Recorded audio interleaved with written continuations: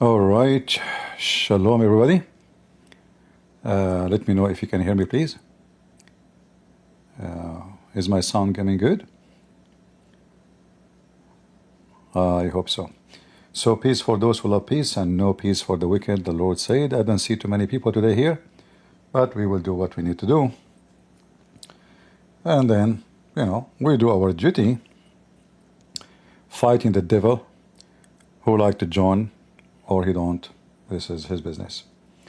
As you see, the title is a very, a traditional title we have, but it's a very important title. Like, not a single Muslim, Indonesian Muslim, Arab, doesn't matter. Not a single one he knows what and who is Allah. I'm going to go to Discord, and just to let you know, look like Skype is expired, so no more Skype. So you cannot contact me in Skype no more. All right. Somebody told me that Skype is not working no more. Microsoft decided not to continue such a service.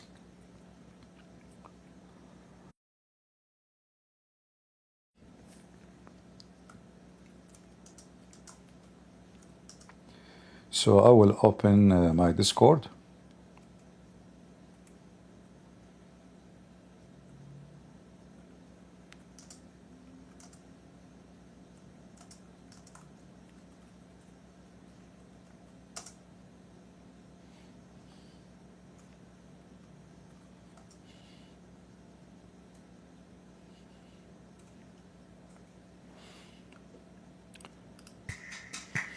All right.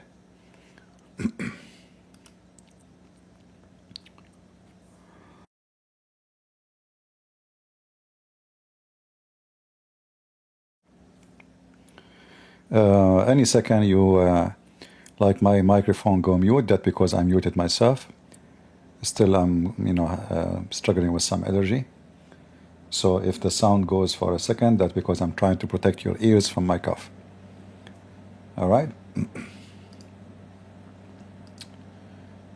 So right now I am in Discord. If there is any Muslim would like to join us, and my challenge is very simple. You will see not even a single Muslim he knows what Allah is. Who is Allah? They have no idea. Please translate to Indonesian. To Indonesian.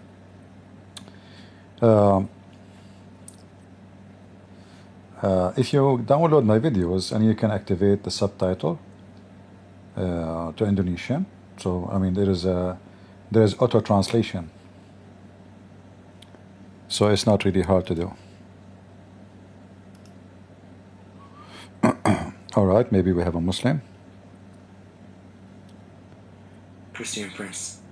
Yes, I hear you. Go ahead. I have one question. Are you a Muslim? I have a question. Are you a Can Muslim? you answer my question? Sure, sure. Yours? Yeah, sure. I am a Christian Prince. Are you a Muslim? Can you prove that Christianity is the only true religion? Christianity is what?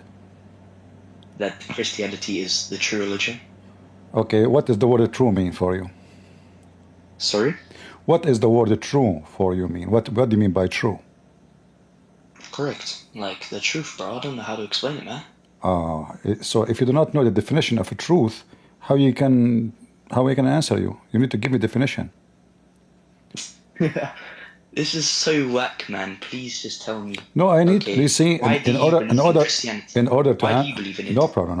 In order You to believe answer in you, it because you believe it's true. let us not let us speak like adult. I will speak to you nicely as long as you are speaking to me nice. Is that okay? Of course. All right. So in order to answer somebody, you need to understand his definition of things. As an example, if you say to me this color is black or white, I want to know what's black for you, because you might be blind. You see black as white and white as black. So when you say to me truth, do you understand what the word truth? As an example, you are a Muslim. and you are coming to ask me about Christianity. That's mean you believe in Islam, and you believe in Islam to be truth. But Islam cannot be truth because the Quran is full of mistakes and errors. And Muhammad cannot be a prophet because he has zero prophecy. So I want trying to understand what is the truth for you. Like, is it the sun set in a muddy water, boiling water? Is that the truth? Is it the sperm coming from the backbone of the man and coming from the ribs of the women? Is that the truth you are looking for? Is it maybe that when you go to heaven, Allah will make your private part endless? So I need to know what is exactly the truth for you. The mic is yours. Let's put it this way. You believe that you are going or may go to heaven. Why? Because, you know, the Quran says so. But you don't believe in the Quran. You believe You in see, the Bible. you see, I'm answering you because you are a Muslim. So if I tell you from the Bible, you will say to me, I don't believe in the Bible anyway. Right? I don't believe in anything right now. No. You said you don't believe in Islam? I don't believe in anything right now, no. So you are not a Muslim? Not anymore, akhi, no. Ah, you are not a Muslim no more. So what do you think about Muhammad? No comment, man. No, you have to comment either because you know, I don't want to have people play games with me. Either you believe in Muhammad or you say he's a false prophet. Well, I did not stop believing in religion because of the Prophet Muhammad. So I stopped believing because I don't believe there is any God anymore. no That's why I'm here to no ask problem. So do you believe Muhammad is a false prophet? you. No, I don't believe even in God. This is not a question. Do you believe Muhammad is a false prophet? You're going to hit me with a yes or no. Sure. And you have a lot more knowledge. Sure. than If each you other. don't, So you're going to- if you don't have the courage to say yes or no, you know what kind of conversation this conversation is. So do you believe in Muhammad or not? I don't believe in anything Islam, no. This is not a question. Do you believe in Muhammad or not? No, not anymore. I don't believe in God. All This right. is more than All believing in right. Muhammad. So you agree with me that, that Muhammad is a false prophet? Well, I don't believe anything is true anymore, bro. This is not the question. So you agree with me Muhammad is a false prophet?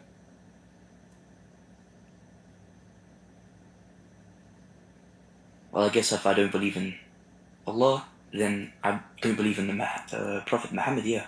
Okay, so you don't believe in Muhammad. So now we go back to zero. As long now you said that you don't believe in Muhammad and you believe he's a false man, he's a liar. So what is the truth which you are looking for to prove to you that the Bible is a true? Like what kind of a truth you are looking for? This is quite a ridiculous question, isn't it? You're asking me No, what this, truth am I looking for? no, because everyone, I don't know what truth I'm looking for. I'm just asking for the truth, man. No, I want to know what you are looking for because simply, if you are a person who believe maybe in science, maybe you are a person who believe in philosophy. So how you find the truth yourself? Like how you come to the conclusion that Muhammad is a false That's prophet? a great question. Great question. Okay. And?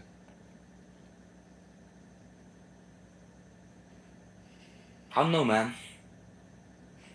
Yeah, you know, in order for me to answer somebody, I need to know what he think, prove it in, how he think. You prove see, scientifically. How can you everyone. scientifically prove Okay. God? The first of all, you see, just now I understand that maybe you are interested in science. The Bible is not a book of science and will never be, because God is above science. When God he says, "Let be light," there's no science say, okay, somebody can say, "Let be light," and light was. When Jesus he healed blind person by putting mud on his eyes, there's no science will say that somebody can put mud on your eyes and make you see. So science is not the way to prove the belief in God. Not for us as a Christian. We don't care for science, and you are seeking the wrong direction. Because science is the practice of a human being and the experience of what we see in around us. So now, if we taste something, it's salty, we say, okay, this is salt. We taste something else, it is sweet, we say this is sugar. But the word salt and sugar is just our creation, which means we are not the one who created the salt, neither the sugar, but we gave the name of the taste we have, so we can use it in a language, and then later we can use it in a practice. We call it science. Same for physics. So we base our science based on knowledge, not necessarily always based on fact. Science is very changeable. What is discovered today, it might be a joke tomorrow. So we don't prove God by science, because this is will be a very false way. If we want to believe in science, then we should worship scientists. We should worship Einstein, like somebody is a scientist, he did something great. So we don't believe in science. Doesn't mean we don't agree sciences exist, but believing in God have nothing to do with science. All right? Okay, so how can you prove it if you can't prove it scientifically? Well, how you can prove it if you cannot prove it scientifically? That's mean you decide that the only way to prove it is scientifically, correct? All right, I will use your logic. I will use your logic. I will use your logic. So scientists, they say that the universe, they have a theory, not a fact. The universe started by the Big Bang, correct? That's what the scientists say, yeah. Okay, and then they say that a Big Bang is an explosion. Is that true? Yeah. Okay, what explode? I'm not exactly sure, man. See, so this is not science. So this is not science, because if you are not sure, then where is the science in the science? So I'm not sure. So imagine I speak to a scientist. I said to him, okay, what explode? He said to me, I'm not sure. Okay, go play with the kids and then come back to me when you are sure. So this is not science. This is just an assumption of theory, and then we force it on people. And if you are not going to believe in it, they frame you, they label you as an ignorant, as a stupid, as a this guy, he believes in God, is stupid, he will not believe in what we say. But as you see, they have no proof of what they say. It's a theory, but they force it on our kids in every school. Anywhere you go in the world, everybody teaching the Big Bang, the Big Bang. In fact, the only bang they have is in their head, because there is no proof whatsoever of what they claim. Even the science of physics, always there is a very well-known scientist. He looked Asian. I forgot his name. Very famous one. He wrote many books about the Big Bang and the age of galaxies. And then when they send this Webb, telescope, they start receiving images proving everything they taught in his book is wrong. So now he said that he have to rewrite his vision of science. So if we send in 20 years from now, if we send a new telescope more powerful and can reach more distance, then we keep writing rewriting books, because we noticed that our science yesterday, it was stupid. So the scientist is a scientist. They are just guessing, and when they find out that their guess is true, they celebrate. When they find their guess is stupid, they go sleep over it, and they say, it just was a mistake, but the fact it was stupid. So because no science can explain to you what it claims, obviously science is in this ability to explain God, because this massive universe, who nobody knows how big it is, no scientist, a human being, he have a brain of a mosquito. It doesn't matter how much he claimed to know. It doesn't matter how big the machines, how powerful the machines. We are not even a dust in this space. So if we believe that everything have to come from somewhere, like the Big Bang, well, the Big Bang have to come somewhere too. So if you keep going there, then you will find yourself you have to come from somebody then. Who is the one who made the material where the Big Bang happened, if it's true? Where this material is coming from? There's nothing happening by itself. This is what science says. This is what science says. Nothing happened by itself. There's action, there is a reaction. So if I bounce a ball, in the ground, the ball, because there's air inside, it will go up. But if the ball is there's no air, the ball will not bounce. So the physics we learn is just a physics of a practice, and our practice is limited to what we know. Therefore, our limited knowledge is just a silly and a stupid way to question God. For me, I believe that all those who follow Jesus from the first day, they have no reason to lie about who is Jesus, because all of them, they receive no money. They received no glory.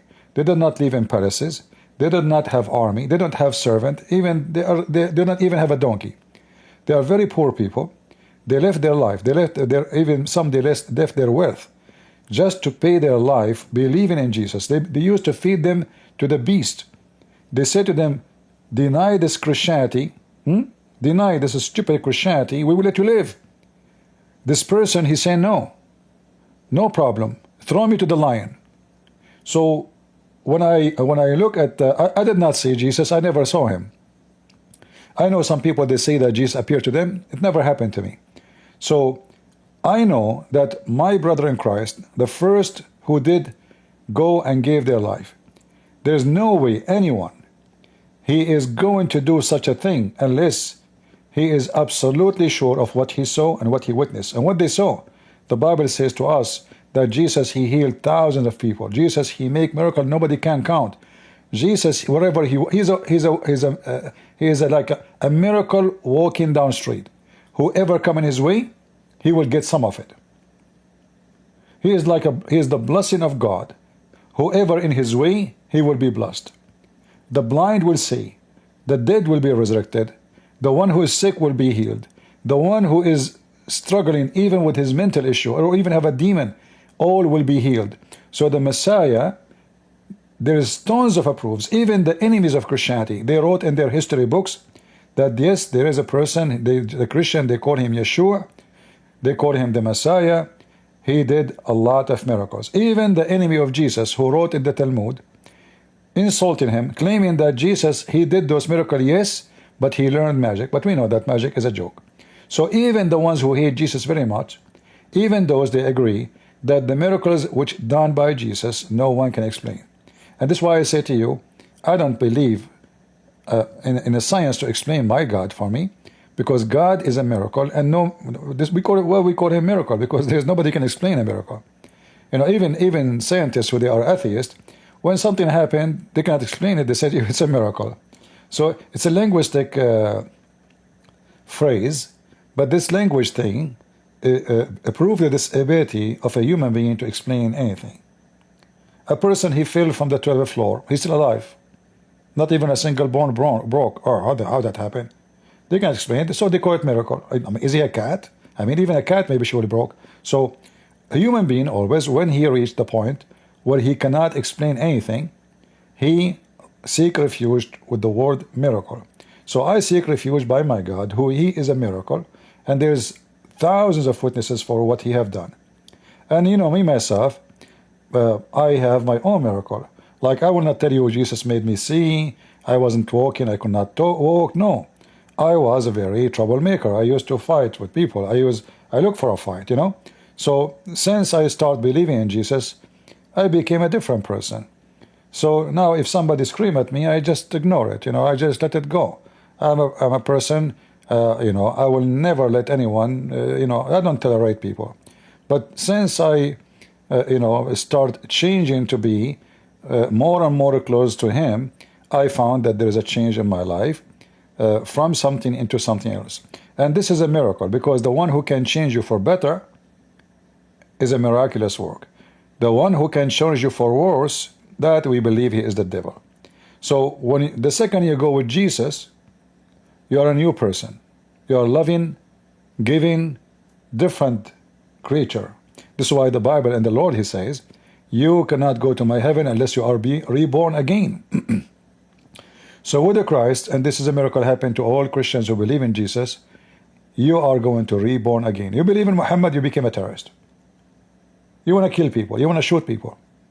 You believe in Jesus, you became a different person, even if you used to be a terrorist. So Jesus as a miracle exists, and we witness this miracle. I did not witness Jesus making a blind see, but I witnessed Jesus changing the life of many, and that is an amazing miracle. Actually, in the most interesting miracle for us is the one who can change us for better.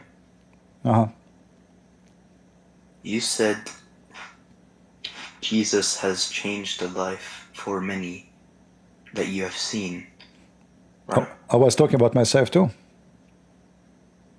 Okay. Is that not the fault of Jesus? You're saying Jesus, like, you definitely know he exists. But Sure. it's the thought of him and, you know, other stuff. I'm not sure what you are trying to say. How is he changing your life? Because I believe in him. Jesus, he said, if you believe in me, you will change. He said, you believe So in it's me. just belief, right? So you don't know he exists. No, you see, if I believe in something, it's fake. That fake will make me a fake person. So I will not be really any. There's no good in the life I will have. But because he's real, the change will be real for good. As an example, there's many so-called religion in this earth. If you go to country who the majority are Buddhist, you will see right away that believing in Buddhists does not make them a better people. In fact, the monks, they were very much aggressive, and they are the one who created even martial art. And a lot of people die because of this so-called art. Sexuality is heavily involved. Even the Buddhists, they have festival for penis. Islam is no different. Hinduism is no different. But the second you become a Christian, and I'm talking about a real Christian, not somebody his name is a Christian prince, just because of the name you become a Christian. No, the Lord, he says, from their fruits you shall know them. So Jesus, he told us clearly, if you knock at my door, I will open for you. If you follow me, you belong to me. And when you belong to me, I will know you by your fruit. So you will notice that somebody, he is a truly believer in Christ, he have a fruit which is unique, not like any. And this is why I mentioned to you from the beginning, like the Muslims, they are willing to give their life for the sake of their God, but not because they love their God, because they want to go to heaven and have sex. The reward is physical, it's a stomach, it's a penis. The Christians, they are willing to give their life to God, but not by harming people. They will not go to heaven because we kill Muslims, or we kill Hindus, or we kill you as an atheist, if you become an atheist, as you say. So we will not go to heaven actually if we do that to you. We will go to heaven by helping you. We will go to heaven by trying to save you. We will go to heaven by being a true believer. True believer in Jesus, his fruit will appear right away. It's like, you know, if you are alive, if you are a living tree, you will have roots. The roots will be alive, and sooner or later, the leaves will come. Even if it is winter, this tree is alive, and as soon as the spring come, the leaves will be covering the tree, and the tree will become so beautiful. And then the same tree will start making flowers, and the flowers will become fruits. So when Jesus says that from their fruit you shall know them, that is additional miracle of Jesus. From dead tree, who is very selfish, thinking about itself, to a tree when I give a fruit to feed everybody. You see, you know, for us, we look at the tree as a source of food. But, you know, the tree is a great example of how not to be selfish.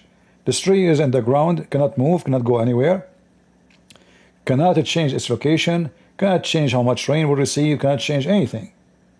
And people, they can cut it off anytime. Yet this tree, as long as it's alive, do its best to give something to the birds, to the human, to the animals. It's a living creation of God, but this living creation of God present something very unique, is not to be selfish. Everybody eat from the tree. Everybody.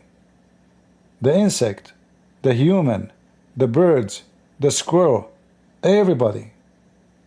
Human being is the opposite. Human being is the one who cut, is the one who kill, is the one who use and abuse. By believing in Jesus, Jesus, he bring you back to your humanity, but he make you the same as that tree.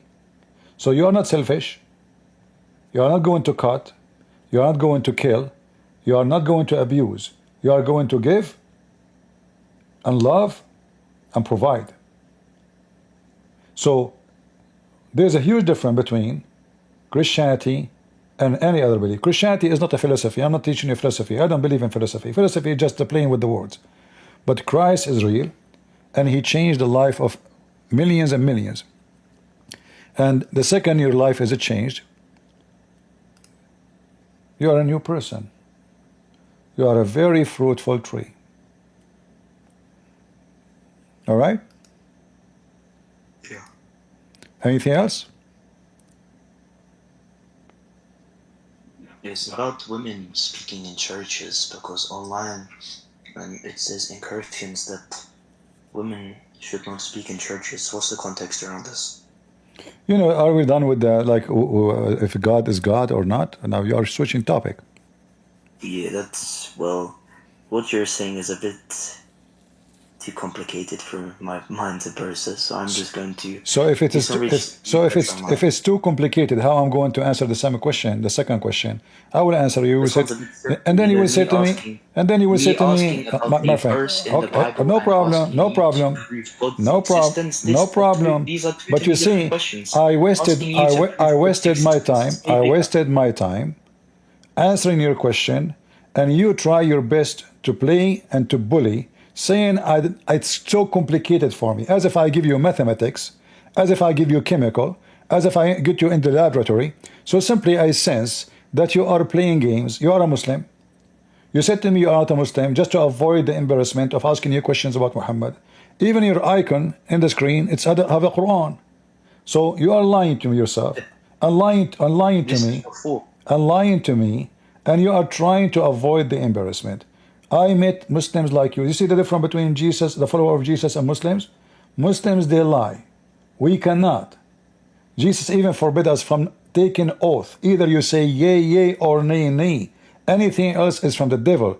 You as a Muslim, you can take an oath by Allah. Allah will not take you accountable for your false oath, the Quran say. He will take you only what you meant. So you can say to me, I swear by Allah, I'm not a Muslim. It's okay. In fact, you Muslims, you believe that lying is the shield of faith. For us, lying is the way to hell. And this is the difference between me and you. You are denying your religion just to avoid to be questioned about it. So you're assuming. I'm not assuming, I'm sure. You're sure that Okay, I'm lying. in the front of everybody, say Muhammad is a filthy, false prophet, child molester. Go ahead. I don't believe that. I don't believe, I don't have any proof that he is any of that. I Right, just right. don't believe in Okay, get out of here. He don't have a proof. Okay. Go ahead, Sika. Yeah, hello CP. Hello. Sorry to interrupt, but he is a Sunni Muslim. I know. We were debating with him here in the server, and I just wanted to say that before he left, but you kicked him, so. He is a Chihuahua, not even a Muslim. You know? Well, I mean, He is a that's Chihuahua. for others to decide. He is a Chihuahua coming But to yeah, coming to talk to the lion, and he have to play like he is a puppy who need mercy. We know them. I can sniff their smell from 10-mile distance. But I went with him to see how far he will go. All right. We know yeah, that. yeah. Sorry for the interruption. I'm gonna go back. No. Thank you for sharing. Yeah, I know. Yeah, no problem. No problem. I right away I can sense them. They cannot fool me. Those games they can play it with everybody, but not with me. Yeah. I'm sorry. I'm gonna go back. Let other people come in. No problem. But yeah, thanks. You're welcome. So our friend here, he says he have no proof that Muhammad is a child molester. So Aisha, she said he married me at the age of 6, which means 5, because 6 in the Islamic calendar is 5 in our calendar. Yet he have no proof that Muhammad is a child molester. Okay. Are you a Muslim, Ariel?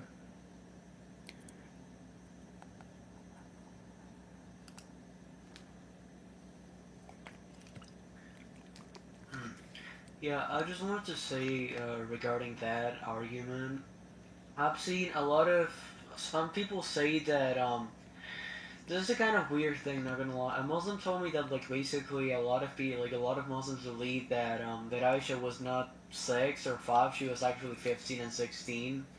But like basically because Muslims at that time were basically Arabs, not Muslims, like Arabs, they started to count from the age of 10. That's what they say. That's false. That's false. Yeah, That's false. We yeah, can I'm just saying. we can prove it. There's no such a thing in the Arabian Peninsula. I'm an Arab myself, and there's no such thing. Okay. They start counting from the age of. Based on this, Muhammad, he was not 54 when he married Aisha. That means he was 50. He was 64, and that will change the age of Muhammad when he died too. So why they say to us Muhammad he died in this year? They don't say that Muhammad he is 10 years older. You see how tired they are. You know what I mean? You know what I mean? So if they say Muhammad he died in the age of 63, that means Muhammad really he died at the age of 73. Correct? Yeah. So why they say 63? Why didn't say? Why didn't fix it? But they I too. mean, I'm just like presenting this argument to see what you think about it. No, you see, they are potatoes. You know, the hadith says that the mother of Aisha, she had to feed her with the cucumber and palm date fruits so she can fatten her, so she can send her to Muhammad. So if Aisha, she was not 6, that means she was 16, right? Because the first 10, they don't count as they clean. Why her mother, she need to feed her so she can fatten her, so she can deliver her to Muhammad? 16 is a woman already. It's not a tiny child. And why Muhammad did not even have sex with her then, if she was 16, when he married her? Why he had intercourse with her 3 years after? You see how? So it's very easy to refute them. But those are, you know, they talk to people like you don't know, and you are not expert with this garbage. So they try to deceive you, and they come with those stories. But right away you should say to them, okay, if she was 16, so why Muhammad did not sleep with her, having intercourse, until 3 years after? How come? And why the Muslim now, they marry 6 years old all over Islamic countries? Why the Muslim, they practice that? Why they don't practice marrying after the age of 16 then? So they are a bunch of liars, and all what they try to do is to fabricate and try to defend. Duct tape. This is what we call it, duct tape. Always remember this from me. Every Muslim is a liar until he proves the opposite. You see, when you study law, they say to you, everyone is innocent until he proved guilty. In the case of Muslim, no. Every Muslim is guilty until he proves that he is innocent, because they love to lie. This is their religion. This is their belief. This is their religion. Lying is the shield of Islam. My mother was trying to fatten me up when she wanted to send me to the messenger. She want to fatten her to send her. Does that sound like 16 years old? And what fatten her have to do with that? And when Aisha, she say, she was 6 and Muhammad, he did boom boom with her at the age of 9. So if she was 16, why Muhammad he delay having sex with her 3 years after? What's wrong? We have the hadith where it says that Aisha, she was 14 and yet she was still playing with her dolls. And this is after many years of marrying Muhammad. When Muhammad he died, Aisha, she was 17, going in her 18. They love to lie, my friend. This is Aisha. And here, by the way, look what it says. The Messenger of Allah married me when I was 6 and consummated the marriage with me when I was 9. and I used to play with the dolls. Do you see it? Yeah, I understand. So she was obviously very mature. She was a growing woman. This is what women do. They play with the dolls. All right, my friend. Thank you for joining us. Yeah, no problem. No problem. Yeah, thank you for clarifying that. Yeah, thank you. You're welcome. Do we have any Muhammadan? Any Muhammadan he knows what Allah? Anyone?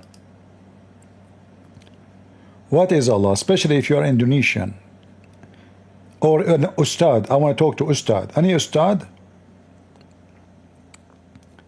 Any Ustad from Indonesia would like to join us and tell us who is Allah? Give us a speech.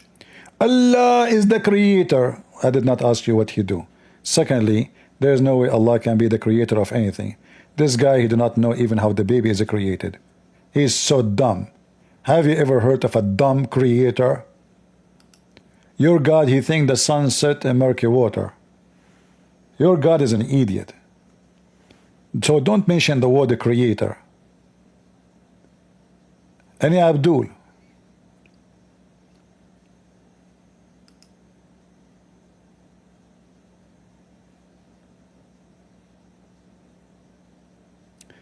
Was Muhammad's first wife a Catholic, ex-nun?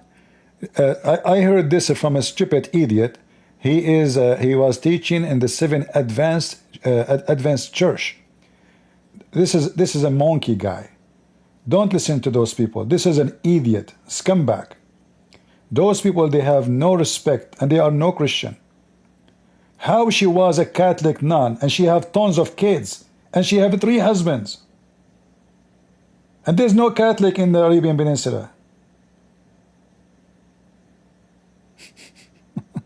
Catholic and nun. She's a Catholic and nun, not only Catholic. Don't listen to those garbage people. They put them in the stage, they claim they have knowledge. She was a Catholic nun. Ask him, where do you get this from? Let us die laughing. Anyone he says something to you, corner him immediately. Tell him where you got this from. The beach? Don't let people feed you false information. Corner him. Say, okay, you claim you have knowledge. You said she is a Catholic and ex. She was a Catholic ex-nun. That's something good. Okay, where do you get this from? Which book? The guy, he doesn't speak Arabic. He cannot read 1 page in Arabic.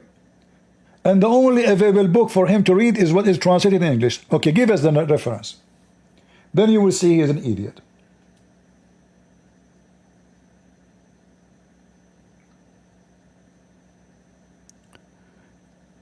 Do we have any Muhammadan would like to tell us who is Allah?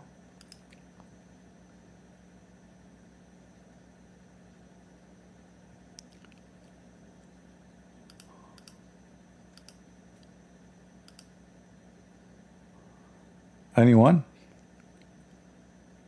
Who is a Muhammadan like to tell us who is Allah? I am very much interested to learn about Allah. I like this God, Allah.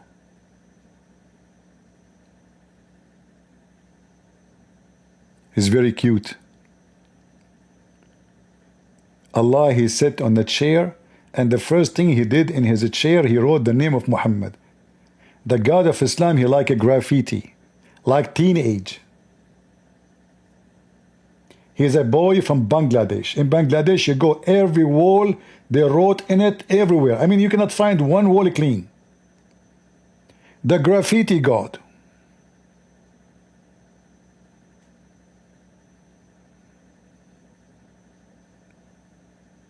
And imagine this God who created this universe. He want to write the name of Muhammad on his chair. He made the chair. He said, I don't know, this chair, something missing in it. What is missing? What is missing? LED light? No. Covered by gold? Okay, I mean, not a big deal. Oh, I got it. I have to write the name of the most amazing, wonderful Arab boy. His name is Muhammad. So Allah, he went to Walmart. He bought a pen and he started writing the name of Muhammad. This is a true story. Hey, Muslims, do you find my name there? No. How come? Only Muhammad. So Allah, like, he did not write like the name of Abraham, like Adam, like and Musa's. No, only Muhammad. Like, why the chair is so small? There's only one space for one person. No. But Muhammad is the most beloved to Allah. Allah, he loved Muhammad. He don't care for the rest. Yeah. Any Muhammadan?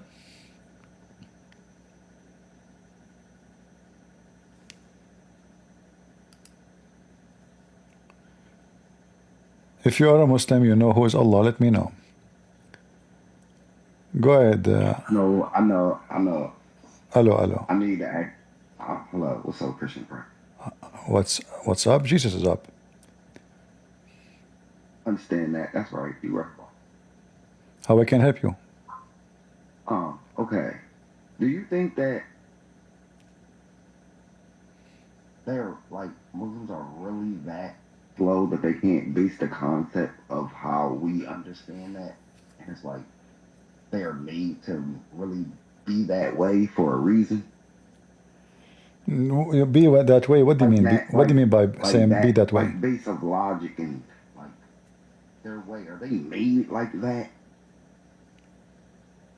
You see, every human being, God gave you a brain, and then we choose to direct our brain in a direction. So, and sometime a human being, because the truth is very painful, so he tried to shadow that painful truth. So he put it in somewhere, like somewhere like in the back of his brain. Like, I don't want to think about it. I assure you that every Muslim, he knew there is something wrong with his religion. But because he knew how dangerous it is to question, he threw it in the back of his brain, because that is a red line. If he exceeds, he will be killed. It's not a joke. It's not a joke. So this is Islam, a religion of terrorism. You need only one person to terrify a street. He's a terrorist. People walking in the street, he starts shooting. When a person, he convert to Islam in New York, and then he have a sniper rifle, and he starts shooting people in the street. The whole city of New York, they have how many millions? One person. He terrified the whole city. And this is exactly the mindset of Muslims. Questioning certain things is terrifying. And because it's terrifying, the majority do not dare to question. But the second you give them a freedom, they leave, if they are the one who they are seeking questions. All right? Yeah, because I find it hard for them to grasp, even the young ones that come up here, or I don't get the logic of them not reading something but able to try to argue it. Like I don't get that mindset of that logic. If you haven't I won't argue the Quran if I haven't read it. If I read it, I will argue it. But if I haven't read the Bible, why would you come up there and try to argue a person that has read it? The guy, he came here and he said about women, she stay silent. He is following a Muhammad. Women, she is not even allowed to read and write, or even to learn how to read and write. Muhammad, he said, women teach women only how to cook and how to do clothing, and don't teach them how to read. So a woman, she cannot teach. A woman, she cannot speak. A woman, her voice is vagina. A woman, her voice is a private part. A woman, her face is a private part. Her hand is a private part. All of her is a private. Muhammad said the women, she have 10 vagina. And then this guy, being hypocrite, he's asking why in the church says women should not speak. The verse in the Bible there is not speaking about women cannot speak. That's false. In our book, we have women who they are judges, prophets. Do you have a prophet in Islam? A woman? No. We have a prophets. We have judges. We have a great names of women. So this women the Bible is speaking about is the women who go to the church and start talking. Things have nothing to do with the place they are in. All of us, we knew that some women, they can't stop talking. So stay silent. The teacher is the man. The priest is the man. Women, don't talk. You are in the church while you are talking. It's not a place of conversation. So they take one verse from the Bible, they make a story about it. When their prophet, he says, when a woman, she come in the image of the devil, and she live in the image of the devil, that does not bother him. Beat your wife, beat your women, that does not bother him. The women have a brain, that does not bother him. But the Bible says women should not speak in the church. Talking about women who they are keep talking, that is bothering him. Can you explain it to me? Muslims are hypocrite.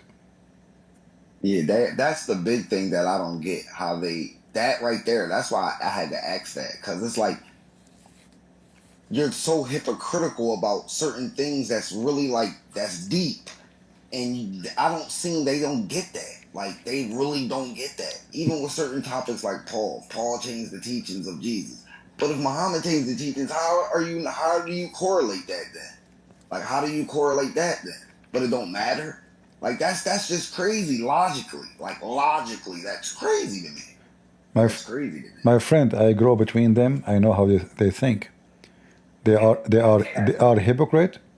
They are demonic. They are satanic. You see, that's why I said. That's why I said they are different. Cause they are satanic. Like, that's crazy. Yeah. That is because I'm like the mental. I understand what you're saying as a satanic, but that mental has to be satanic. Because that mental is that's not a real human mental to me, or a logic, like the way they use their logic or reasoning. Like that cannot be like a human.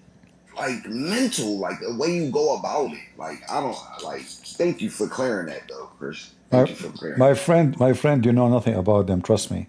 I know everything about. I have all the laundry of Muhammad, all his laundry. This is why they don't dare to come and debate me. Did you notice that this guy, he denied he's a Muslim? This is what they do when they come to talk to me. Most of them, in order to avoid the embarrassment, I ask him, are you a Muslim? Say, no, I'm not a Muslim. Okay, so you believe Muhammad is a false prophet? I do not need to say that. So he is avoiding the embarrassment to say he's a Muslim. He's ashamed to be a Muslim in front of me. They are very satanic. There's no way a believer, a true believer and true God, he will deny what is his faith. There's no way unless he is satanic. That's a fact. That's a fact. Yeah. That's definitely a fact. That's a fact. That's the only way I see it though. Yeah. That's the only way I can see it. That's why I be like, yo, if they built like that in the mind, because that's just crazy. Some of these topics and some of these answers and rebuttals be like, did you really think that? Did you really think that up to say that? Yeah. But hey, thank you though. You're welcome. You're welcome, my friend. Good to have you. Do we have any Muhammadan? Do we have any smart Muhammadan? I hope I'm not insulting you Muslims by calling you smart. You guys get offended whatever we say to you. We say stupid, you get offended. You say smart, you get offended. Anything we say, you get offended. I mean, there's no way you cannot offend a Muslim. The Muslim, they wrote an article, How to Debate Christian Prince. They said, if Christian Prince, he said to you, Prophet Muhammad was wonderful, don't say yes. Don't say yes. If he say was evil, don't say yes, don't say no. Whatever you say, he will trap you. Like how we can debate? Don't say yes, don't say no.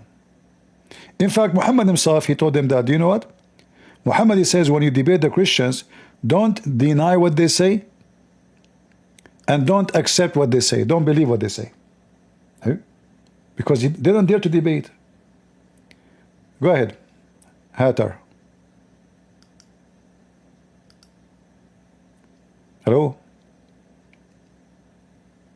Can you hear me? I do. Hello? Go ahead. We I hear hear you. you. We hear you. Go ahead. Oh, Masih Khan, how are you? حقا قام. I'm a Christian, so I just wanted to add to the last point to everyone listening. It's not just Christian Prince's experience. I grew up in the Middle East. I'm a Christian family. The Muslims over there, like, they are indoctrinated. They are not taught. Sorry if I sound out of breath. I'm at the gym. They are taught not to question their religion. It's not allowed. They have no ability to go and ask like a sheikh or an imam about the false things in their Quran. Plus, even if you do, no one is going to support you. No one's going to believe in you. They're just going to shun you out. So I just trying to support your idea about that. All right. I don't know if you share the same experience. You're welcome, my friend. Thank you for joining us. Yeah. All right. What he said to me in Arabic, somebody asking, he said, Al-Masih qam, which means the Messiah resurrected. He's risen. All right. So this is a statement we Christian we say to each other in Arabic. Al-Masih qam. I answered him saying, Haqqan qam, which means truly he is risen. So this is what he said to me in Arabic. This is what I answered him. All right. And you know those Mohammedan, they fear the Arab Christians because they can lie to you about many things, but they cannot play the game. Oh, you do not know Arabic. Oh, it doesn't say that. They cannot play this game with us. And then if you have knowledge, not only you speak Arabic, that is double. Then if you are a Christian prince, that is the double of the double of the double. The Muslim, when he talk to me, like, you see, Muslim, when they talk to me, the reason they deny that they are Muslims, because they knew who I am. If they don't know, they will say I'm a Muslim. Yeah. You show them reference, they will deny it's true. They will say it is weak. This is one of the tricks they use. They deny their own books. They deny their own reference. They deny the books which is the essential for them to follow Islam, just to defend and duct tape the man who have a lot of holes, who is right now in a deep hole in Medina. Walmart is out of duct tape.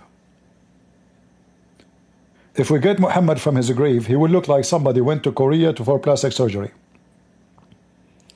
I walk in Korea in the street, I see women, they have badges all over their faces. I said, man, there's too many mosquitoes here. What happened? Women are fighting all over the place. Why they have all those badges? It turned to be they are using duct tape, like the Muslim duct tape Muhammad. Go ahead. What's your name? You just call me Texas Caliphate. I call you what? Texas Caliphate. X is what? Texas Caliphate. Guys, anyone understand what he's saying? You call yourself in English Copacino. Texas Caliphate? Ah, you are the Texas Caliphate. Okay, you are the cow. Okay, what do you want to say to us? I'm actually Christian, but I want to make a confession. I'm very sorry for doing that. I came in as a troll account named British Dialogue. Yeah, there's no need for that. Guys, anyone come to the stage, don't play games with me. I'm not a kid. I'm not a teenage. You come to the stage, what we do here is very serious. All right? Am I heard, guys? Is my voice coming good in Discord? All right. Do we have any Muhammadan would like to join us? Indonesian, where is your ustad? Where is your ustad who take a lot of money from you to make a speech? Huh? Where are they?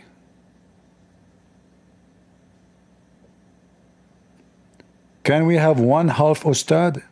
If you could not get me one full ustad, what about you borrow, take a loan? I mean, this religion, even Allah, he take a mortgage. Have you ever heard of a God? He begged for donation. Look at this powerful Allah. They call him Almighty. Who give Allah a godly loan?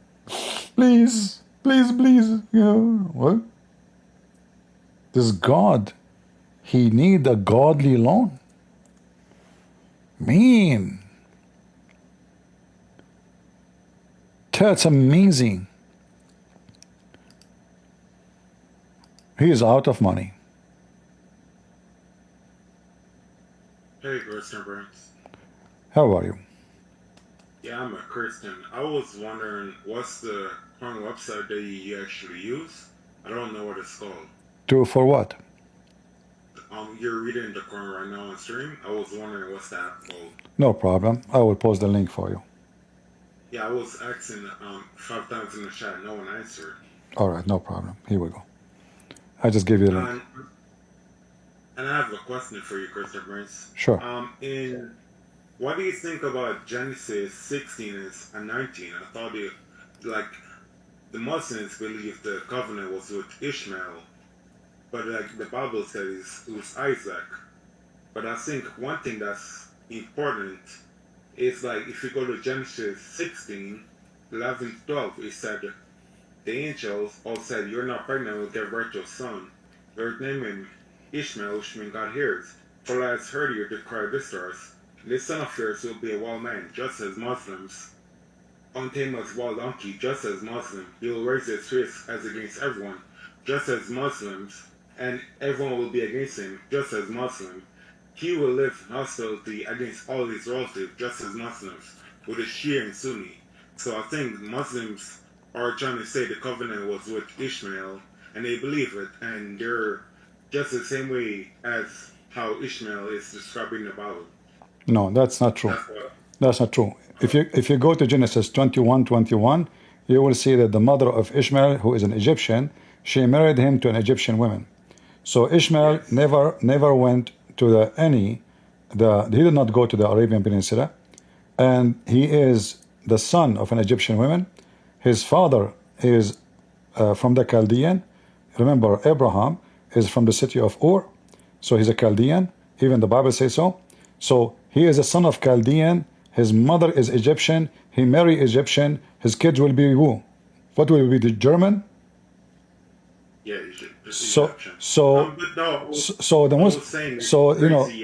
this is a mistake. Is even Christian. There's many Christians in their churches. Sadly, they keep saying that the Arab are from Ishmael, which is absolutely false. This is even against the Bible teaching. The Arab is not even an ethnic group. The word Arab is whoever live in the desert. Arab means desert. In the Aramaic language, Arab means desert. Arabian is those who live in the desert. Doesn't matter what desert. So if you live in Las Vegas, you are Arab. You know, this is what Arab mean. So, in other way, means savage too. It's like saying gypsy. You know, they don't have houses. They flee from place to place. They have tents. So it's a wrong understanding from ignorant who do not know the language. Same time when the Muslims they speak about Muhammad, all the stories of Muhammad is just to give Muhammad some legitimacy. So when they try to make him belong to Ishmael, trying to make him be legitimate to be from Abraham. But even the books of Muslims, they say that Muhammad was like a palm tree. Nobody know where it's coming from. Which mean, even in his time, the Arab, they accuse Muhammad, not accuse actually, they knew that he is not the son of the family the Muslim they claim that he is belong to. This is why the so-called uncle of Muhammad, he sent Muhammad to a nursing woman, a Bedouin woman out of the town far away. Why? Because they are trying to get rid of the child. This is not their kid. Even the Muslim book says that Muhammad was born 4 years after his father's death. If we go right now and search in Google, what is the maximum limit where a woman she can be pregnant? The answer will be 4 years, 5 years, 6 years, and then unlimited. All of this just to duct tape how Muhammad was born 4 years after his father. And let me show you reference. I've seen your work, CP. I know what you're saying is true because I've been watching you for over a year now. All right. I've seen it. Oh, you don't. I'm just saying. Yeah, but here, you know, I always, when I speak, I show reference so people, they can see. So if you look with me here, even though it's in Arabic, we can translate. So the Muslims, just to cover the birth of Muhammad, which is obviously is a fraud. It cannot be true. There's no way somebody, his father died 4 years ago, and then he was born 4 years after. That is impossible. So here they are showing you each Islamic sect what they believe. So those who believe in certain hadith, they try to make it 9 months. Those who believe in, you know, the Muslim Sunni, we go here, we start from the Muslim Sunni. It says the Hanafi, they believe in 3 years. How many years? 3 years.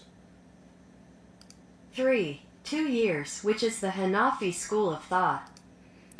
4 years, and this is the Shafi'i and the Hanbali, and even the Maliki.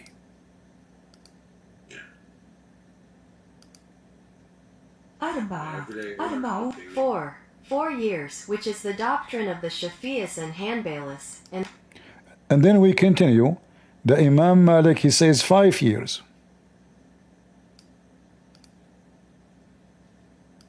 5 years, a narration from Imam. And then the last believe no limit, which means if you divorce your wife 20 years ago, she might deliver a child from you still after 20, 30 years.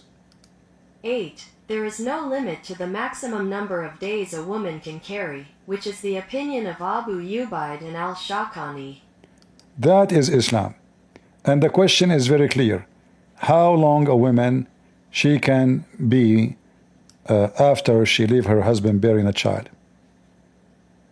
The longest period a woman can stay pregnant. Okay. So when a Muslim, he tried to speak about logic and or even genealogy of somebody, their books is messed up, and all of it is just made up to make Muhammad fit somewhere. All right? Yeah. Yes. I fully understand. Yes, I understand. Thank you, CB. You're welcome. This is why I'm still single. Yeah. You don't want to marry a woman and then she you know, you leave her, and then 70 years after she said to you, come to the hospital, pay for your son. You know? It's a problem to be a Muslim. Big problem. She goes sleep with 10 guys and then she tell you this is your son. I say, I divorced you 10 years ago. How I can have son from you still? She will say, you know what, you like it or not, this is your son. And by the way, he look idiot like you and ugly. This is the proof. Who in the world, this is religion, this? So they try to speak about logic and the history and etc. The second you show them their books, they deny their books. And the only history the Muslims believe in is their books. Yet the second you read from them, from their history books or their most authentic reference, they deny it. So I can say to you, Muslims have nothing.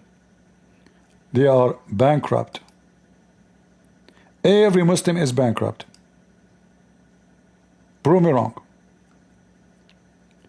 Any Muslim would like to prove me wrong? And look how simple our question today. Who is Allah? They don't know. Not a single Muslim he knew.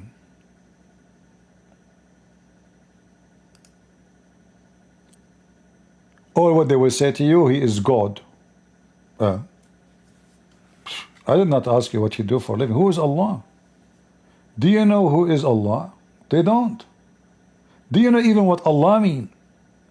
They don't. This is a foreign word, foreign language, foreign name. This is why they have no connection to it. all the names in the books of Muhammad, nobody knows what they mean. We have a Muslim in the chat, his name Abu Khalid. Why you don't join us, Abu Khalid? Do you want to join us? Let me invite you. Go ahead, Halal. CP, my boy, you miss me? You remember last time you were in the stage what I asked you? You render and you owe me $1,000. Don't remember that? Yeah, sure. Yes. You own About the second time from Muhammad you own me $1 million from spanking your butt to wash my hands. That's what you know. So now, what is the question I asked you last time when you did refuse to answer? When you asked me the last time, we were talking about what were we talking about? We were talking about what was it? Yes, it was about Solomon, about the stick. No, this and is not. You Google, this is. And then even Google proved to you. You played Google. Google said exactly what I said. I recorded after that. Okay, so what Google said? Yes, Google said it depends of the type of. Yes. Okay. What? Okay. And then you have to Google, and then you have to Okay. So it depend what kind of stuff. For sure you stupid, because if it's aluminium, the termite cannot. No, it cannot. No, I ask you. Listen, this is a king. Do you think he will have the best wood or not? So let us make it short. According to Muslims, how long it took the termite to eat the staff of Solomon? The wood is a wood. This is not the question. You said to me before. I asked you, what is the name of the Muhammad father? You said to me, history books say. So now, according to Islamic history books, how long it took the termite to eat the staff of? How long it took the termite to eat the staff? Go ahead. Hello? Oh, that's okay. Hold on, audience. I'm talking to somebody, if you don't mind, please. Go ahead, Ultimate. So according to Islamic, according to Islamic books, how long it took to eat? I don't know what the Islamic book said. Okay, go find out. No, it says 1 year. Go find out and come back, because your argument is stupid. I have reference. I have proofs from your books. You can tell me it. Hello. Let me finish, please. I will be with you a second. So you can tell me it took 5 seconds. You can tell me it takes 5 hours. You can say whatever you want. You can tell me it depends in the kind of the wood. This is who care. The point of the whole story that Allah He hiding the death of Sulaiman. So the genie will continue building the temple, and they will not notice that Sulaiman he died. You can open every Islamic book interpretation and you will see the story. So you are just a mudallis, a duct tape person. You have no dignity. You're trying your best to defend, but you cannot. The whole story is about what? Allah wanna conceal the death of Sulaiman. Why He wanna conceal it? So they will not know that he is dead, so they will stop building the temple. So Allah conceal it, not for 5 minutes, not for 5 hours. According to Muslims, for more than a year. And I can show you right now from your Islamic books, including Ibn Kathir. So ultimate fault, I call you ultimate fault for a reason. Go ahead, audience. Hi, thank you for putting me on. I have some limited time, so I appreciate having some time. All right. I listened to one of your YouTube videos about Allah, and you were talking about how Allah is from an Aramaic language. So I'm just kind of trying to understand. So no problem. My first question is, what is the evidence for that it's from an Aramaic language? I know, like, I'm not Arab. I know Farsi, but I grew up learning Arabic because I grew up Muslim. All right. So what I know from the word Allah is that it's al. Its first part is al, which is kind of function as the in English, and then Allah or illah, and then il. So I was talking to my mom actually about this, and she said il was dropped due to grammar reason, and then So now it's just Allah. So essentially she was saying that it's Alillah, but then il was dropped, and then we have the law. So in that video, you said law is the moon god from the pagans. So the other question I have is, how do we know let us that let you're us referring to let the us same let us God? do one by one. The first one. Okay, So sounds good. if you go with me in chapter 1, Al-Fatiha, Yeah. all right, and you said you are a Pharisee, so you read Arabic font, correct? Yeah, I know. So Yeah, I can read Arabic, but I yes, don't necessarily understand it. Bismillah ar-Rahman ar-Rahim. Do you see how Allah is written here? Yeah. All right. Look at the second word after it. Do you see how the word is strange? Do you see the different? Yeah. What the different? Yeah. The alif is not there. Exactly. So the A, letter A does not exist. So what we have here? Li, lah, correct? Yeah. Li in Arabic mean two, correct? I don't know. Okay, this is what I mean. I'm an Arab. So li mean two.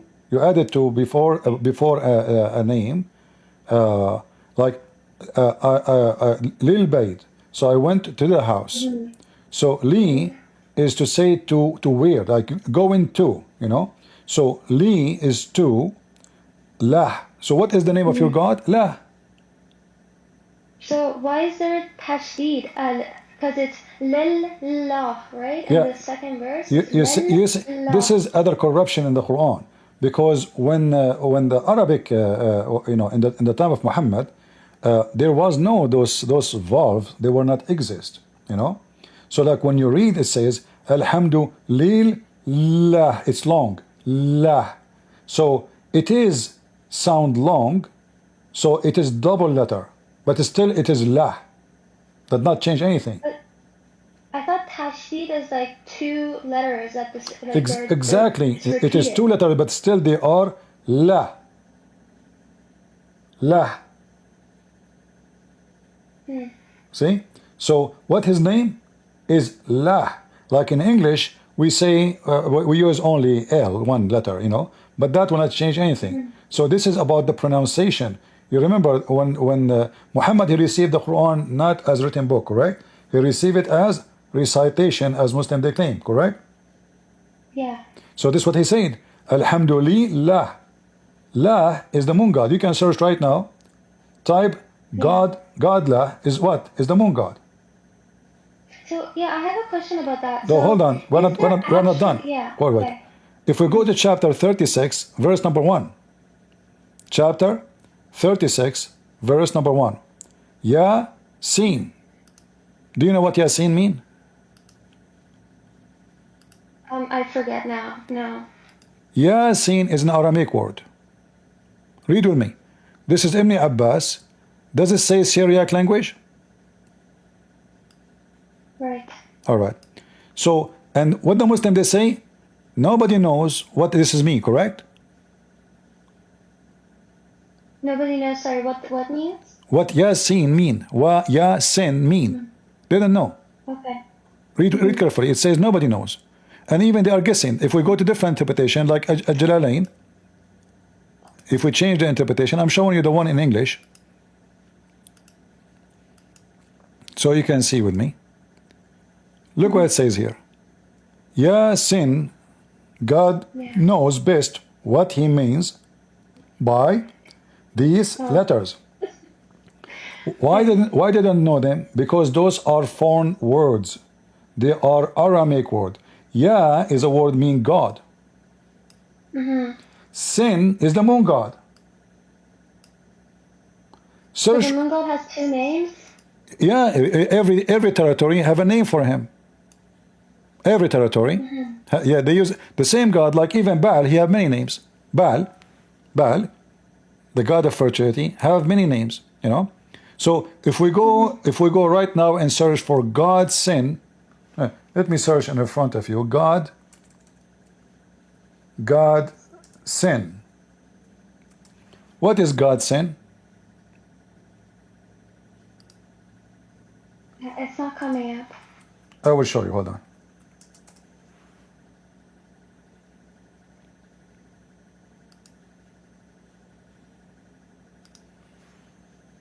I just type, random website. I never opened this website before, but we will use it.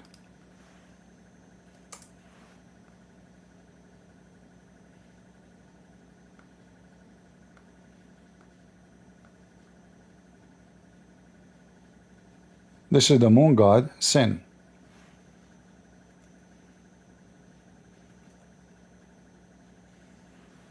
Do you see it? Mm-hmm. Okay, what is the sign in the top of your mosque? I don't know. Come on, it's a crescent moon. Crescent moon, correct? Oh, that's right, yeah. All right. Why it is crescent moon? Mm-hmm. Why it's crescent moon? I don't know. This is what they took from the other religion. So the crescent moon is the symbol of the God who is the moon god. So if you go with me in the Quran, you will see the Quran says that when Abraham, he saw the sun, he said, هذا ربي هذا أكبر. هذا ربي.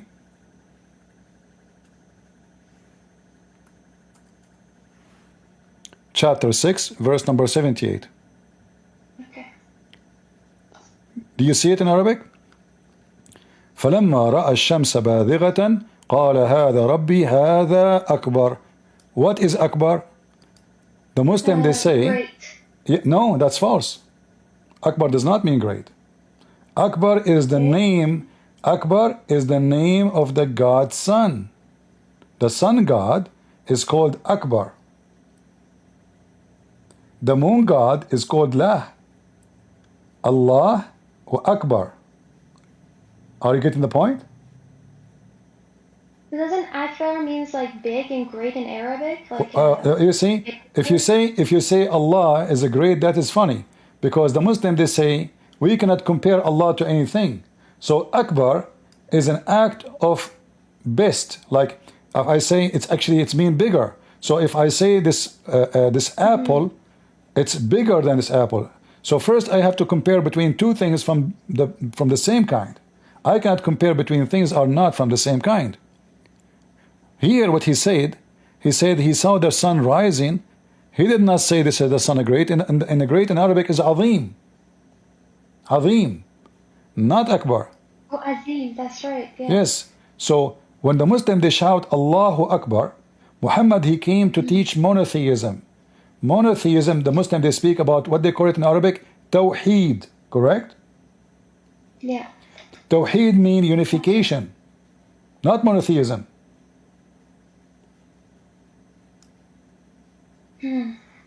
If you go right now and type in Google translation of the word Tawheed, you will see it means unification. If I type right now توحيد الدول العربية, I will show you. So what is monotheism in Arabic? Sorry? What is the Arabic word for monotheism?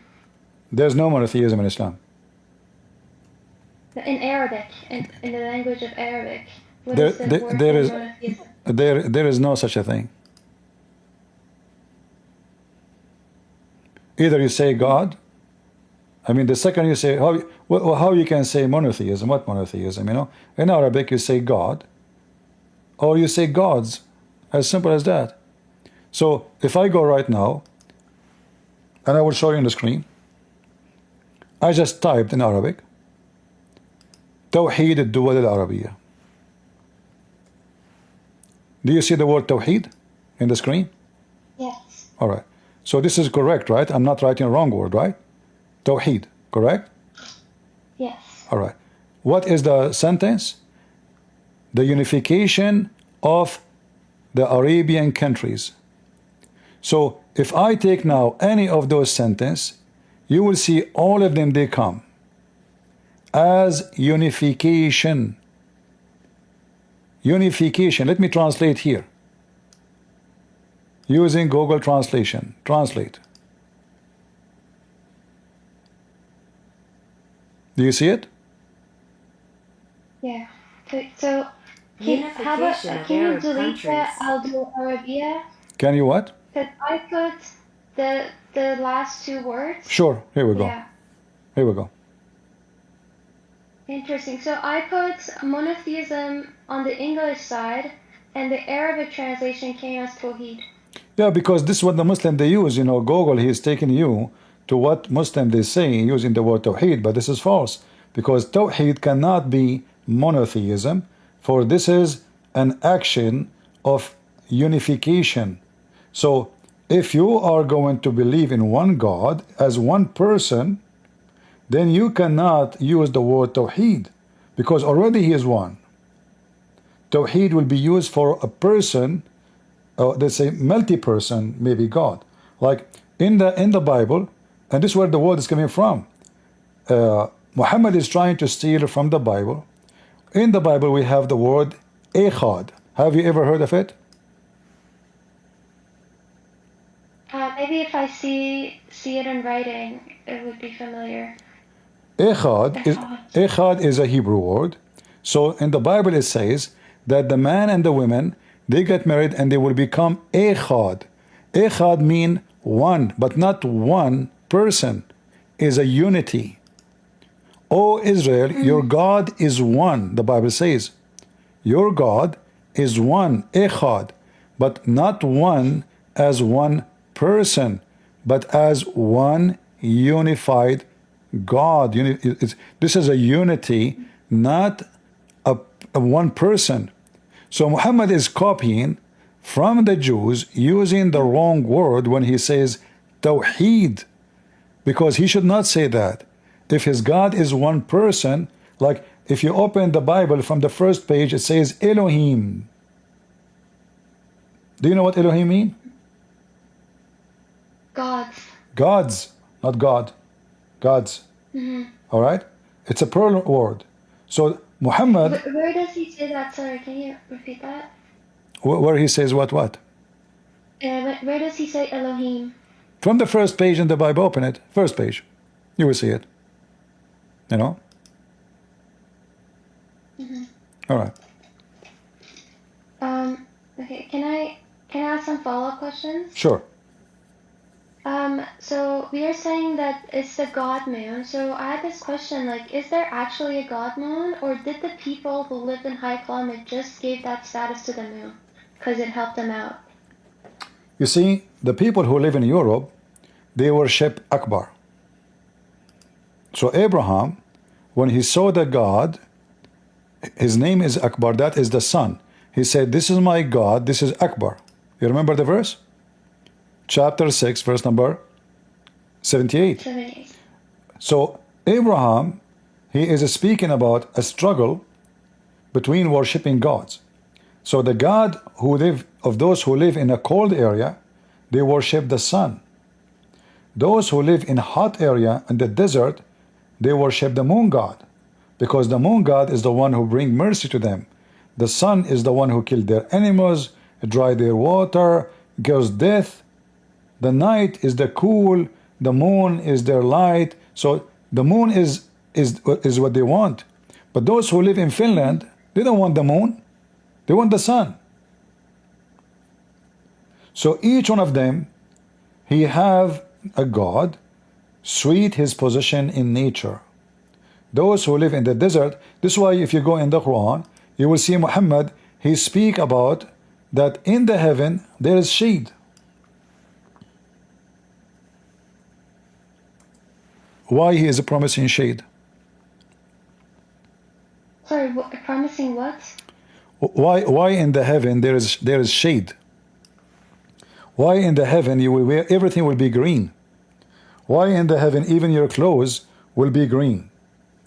Because those are people of the desert, and they are so desperate for having a green around them. You see, a European man, if he go to the desert, he love it. He want to take a suntan. An Arab man, he will never even uncover his arms. He put something in his head to hide from the sun. Why? The difference is someone is sick of it, someone he miss it. Muhammad is promising the Muslims heaven fit with the desert people. So everything in this heaven is green. Even you will be wearing green. In fact, even the Muslims who they murder, they will be inside the green bird. Do you know that? Like I'm sure it's true. I'm sure it's there. No, no. But do you know about it? Not that I remember right now. Yeah. So if you die for the sake of Allah, Allah will put your soul inside a green a bird. Mm-hmm. Oh. Why is that? Why it will be inside the green bird? Because simply, let me find you the hadith. Give me a second.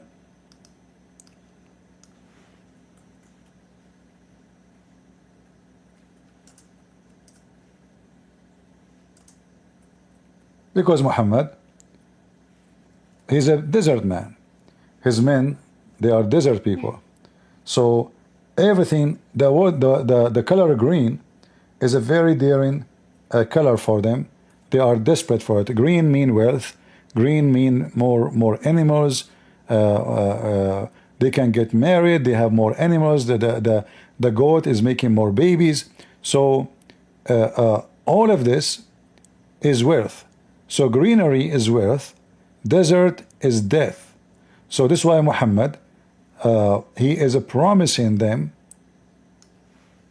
that when you die for the sake of Allah,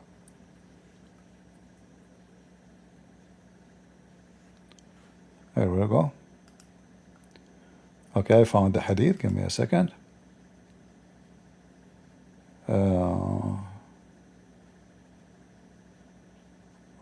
Okay, here we go.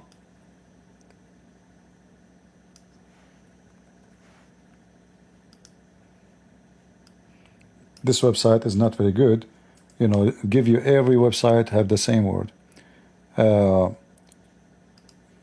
you see the reference? Their spirit, those who die for the sake of Allah, their spirit are in the crops of a green bird. You see it? Yes. All right. So here you see how the green is connected to everything. So the Quran, the promise of the Quran of the heaven, is a promise given to an Arab Bedouin man. Like, what kind of God? He promised me a couch. What is a big deal about the couch? Because those Arab, they never have a couch. The Persian, they have it. The Roman, they have it. Those are Bedouin. Couch? I will have a couch, me? So he promised them Sundus. He promised them Stabrak. Stabrak, you're a Persian. Stabrak is a Persian word. Do you know what Stabrak means?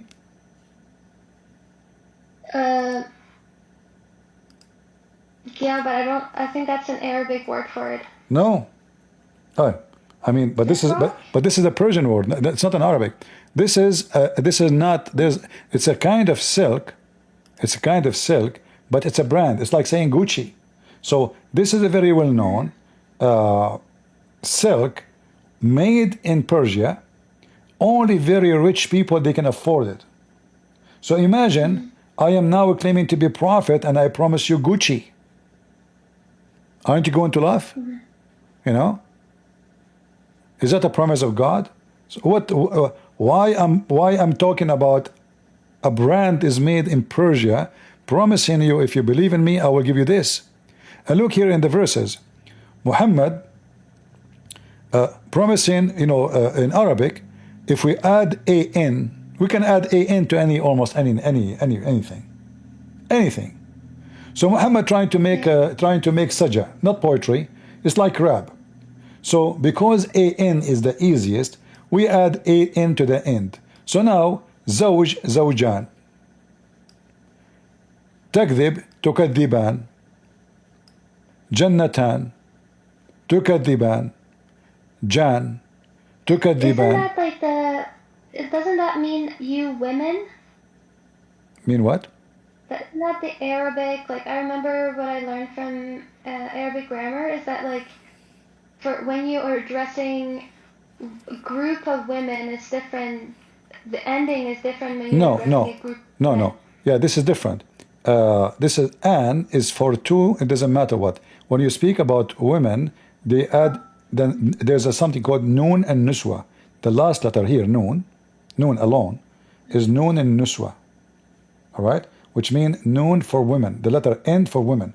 So to make something feminine, you add the letter to that, like hunna, you know, baytahunna, you know, thiyabahunna. So the word thiyab mean clothing. You add N at the end, that will make it for the women. All right. Here, the AN will make it 2, double. So, right. so the Quran, you know, a very silly book, meaningless. Like, look at this. Allah, He promised in the heaven that He will give us women who know. I don't want to speak like rude with you. You are a lady, but I apologize. This is what the Quran is saying. Read. So Muhammad is speaking about what is inside the woman vagina and how it is going to be closed, and nobody have intercourse with it, and nobody made it bleed. Yatmuthahunna. That's right. So what kind of God He speaks such a thing? What is this about? Because those are obsessed to be the first man. Like many, you know, like many, you watch movies about mafia. The women, they kidnap women. If she is a virgin, she have different price. If she is not, he will not like her. So she's a virgin. So the virgin is more expensive. So Muhammad is promising them, not only you will have women, you will have virgins. And he did not use the word virgin. He used very filthy language. He's speaking about their private part. And here you will notice. Yeah, I'm not gonna lie. I always, like, reading Quran, I was always like kind of confused why there are so many worldly promises for the heaven that's being promised. So I do agree with you on that. That's just like a bit weird about all these garments and sex, and so that's confusing to me. That was always a point that I was like, I don't understand why it would be said.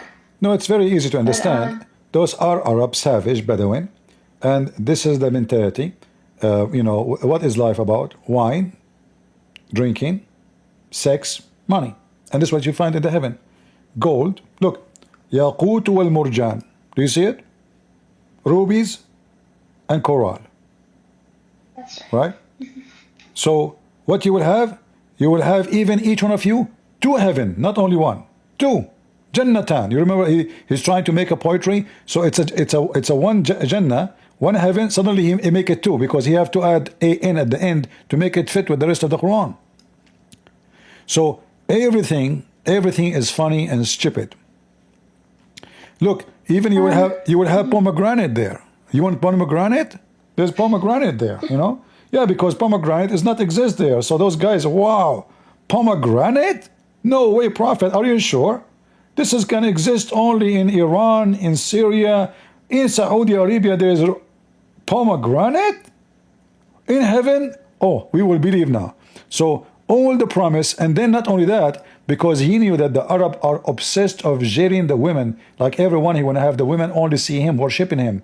So he will jail them in their tents. Look, one place he said he would have palaces, and now he is going to tents. Why? Because they are Bedouin. In the Arabic it says, حور مقصورات في الخيام. Khiyam is a word mean tents. So now we are in heaven and we are in tents. The tents. I don't know, privacy. Yeah, and they are jailed. Why they are jailed? I mean, what? Why I'm worried about them? Like somebody will rape them? This is heaven? Why they are jailed? You know? Yeah. So because the Arab man, he is obsessed of owning the women, not having a woman she love him. No, there's no love here. You see, he is promising women. They never met the guy. They will be just his sex slaves. So you will jail them. They will sing for you. If I show you the Hadith Muhammad he mentioned about this, I will be shy to read for you because you are a lady. How he described even how they would do boom boom to them with the sound. I mean, it's very disgusting. He promised them that their private part will never go limp. And all of this connected to the moon god. Let's go back to the moon god. You know, as you're on that, you know that the black stone is connected to the moon god. think I heard that in one of your videos. All right. I just want to say something here. So, in chapter 24, verse 35 to 45, All right. it kind of describes who Allah is and what He has created. All right. So it wouldn't be something that a moon god can claim to be or do, you know? And I'm just like, then who is talking to Muhammad? Like, if you're saying that it's like a spirit, or that's why I asked that question. Is there actually a moon god? Like, is there a spirit that's a moon god, an idol that's a moon god, or did people give this status to the moon because they were living in those environments? All right, Zara. Because like, who is describing? Read with me. Verse 35 to 45. Zara, you chose this verse, not me, correct? Yes. Yeah. Look what you did. This verse is specifically speaking about the moon god, because the moon god is the light of the sky, and he is describing how his light is. Look at this. He is like a niche, and within it a lamp in a glass, and the glass as it were a brilliant star, light from a blessed tree, an olive neither east nor west. Hold on. I thought the Muslim believe that we should not compare anything to Allah. Is that true? Sure, yeah. And the Quran says, لَيْسَ لِمِثْلِهِ كَمِثْلِهِ شَيْءٍ. Nothing like Allah, correct? Yes. So why Allah comparing himself to a niche, a lamp, a glass, burning oil? How that can be? Because simply we are speaking about the moon. How is this description, is the definition, is the moon a niche within a lamp and a lamp in a glass? Because this is how they understand the moon. Like, do you think the Arab, they understand the moon scientifically? As an example, you know, the word shahr in the Quran. When Allah speak about the word shahr, do you know what shahr mean? Huh? I haven't studied Arabic for a very long time, so not really. Okay. Is it a city? No, shahr is an Aramaic word mean, and it's a Hebrew word mean moon. Moon. All right? So if we go and check what the Quran is saying about the word shahr, we will find how many times the word shahr appear in the Quran. Shahr, shahr, shahr. In fact, each time the Quran mention the word shahr, he is speaking about a 12th moon.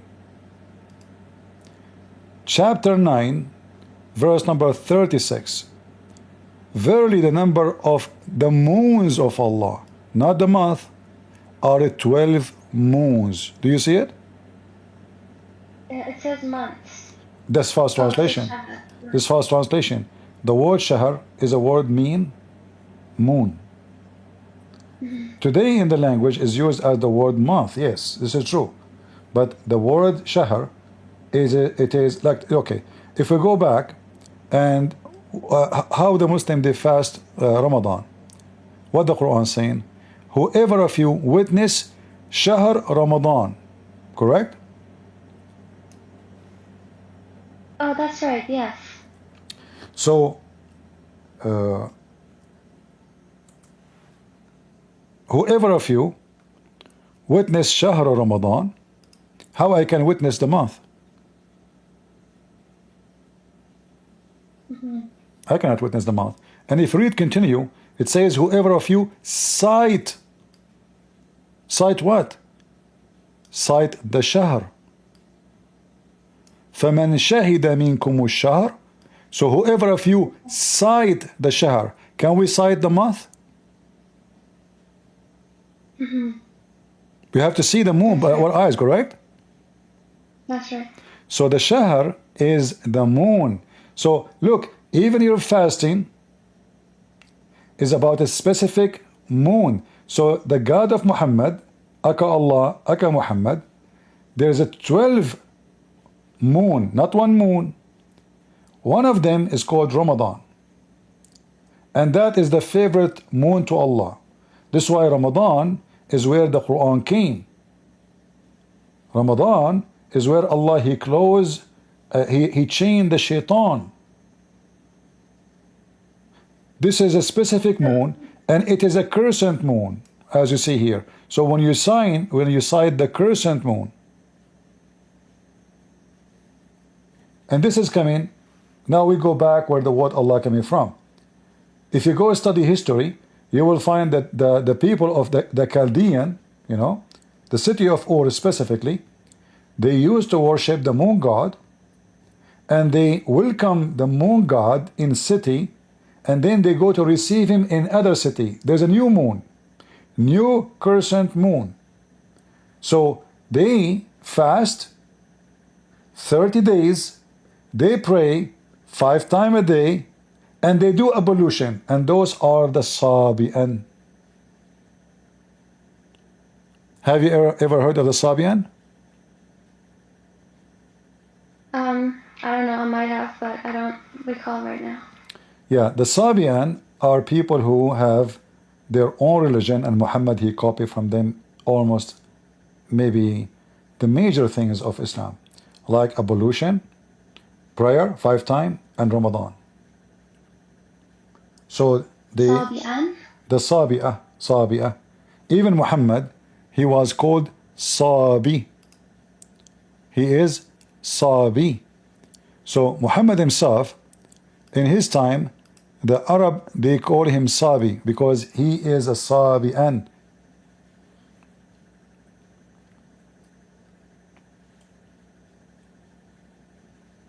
So why not in that verse 35? Why? So Arabs know what moon is. It's Shahad. They've seen it in the sky. They know what it is. So why isn't that used? Say again the question. So verse 35, you're saying it's describing the moon, but they don't know how to understand the moon. But they see the moon, Shahad, so they know what that is. No, they don't know what the moon. Muhammad, he don't know what the moon. Muhammad, he have his own fiction about the moon. As an example, Muhammad, he forbid the Muslim to pray when the sun rises. Do you know why? No. Because it comes from between the 2 horns of shaitan. So you are assuming that they knew what the moon is, and they are looking at the moon and they see the moon. But those Arab, they having their own fictions about what is the moon and what's going on there. So now, if we go and read,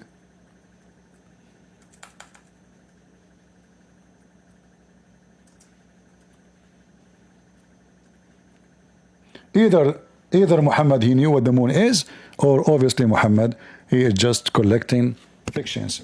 All right, read carefully, and I will show you only what is authentic. So Muhammad, he says, speaking about praying, that you should not pray when the sun come and appear. Before that you pray. Why? Because the sun come from between the 2 horns of shaitan. So Muhammad, as a person who worshipped the moon god, he is an enemy to the sun god. So the sun is coming from between. Who is the one in control of the sun? Is shaitan. And he controls it by his horns. So the sun comes yellow between the horn of the devil. And the horn of the devil rise. He rise and he pray for rak'ah quickly.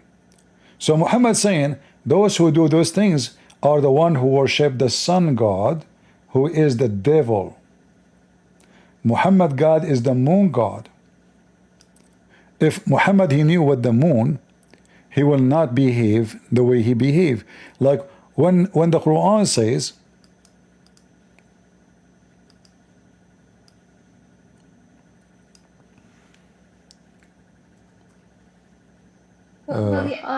Muslims also pray at noon. Who? Muslims also pray at noon. Yeah, so there's certain time where the sun is coming from between the two horns of shaitan. It's just a crazy religion. So ask yourself, why, if I pray now, how in the world is coming from between the two horns of shaitan?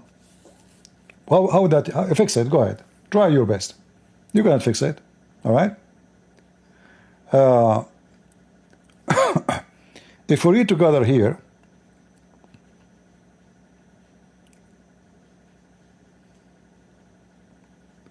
verse number 10, chapter 10, verse number 5. It says that the moon, in the translation says stages. In Arabic it says manazil. Do you know what manazil mean? Stages? No. Homes. Homes. Homes. Oh, that's right. Yeah. So, do you know the zodiac? The zodiac. Am I saying the word correctly, guys? The English, like, you know, somebody his sign is a fish, the other guy is a scorpion. You know what I'm talking about? Zodiac. Zodiac. Sorry, zodiac. Okay. Yeah. This is exactly what your God is talking about. So, if we go in the Quran, we will find the exact word is mentioned there. Muhammad is just copy fictions.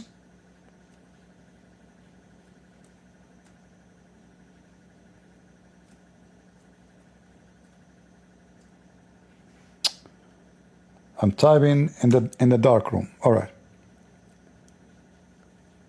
وَجَعَلْنَا فِي السَّمَاءِ بُرُوجًا.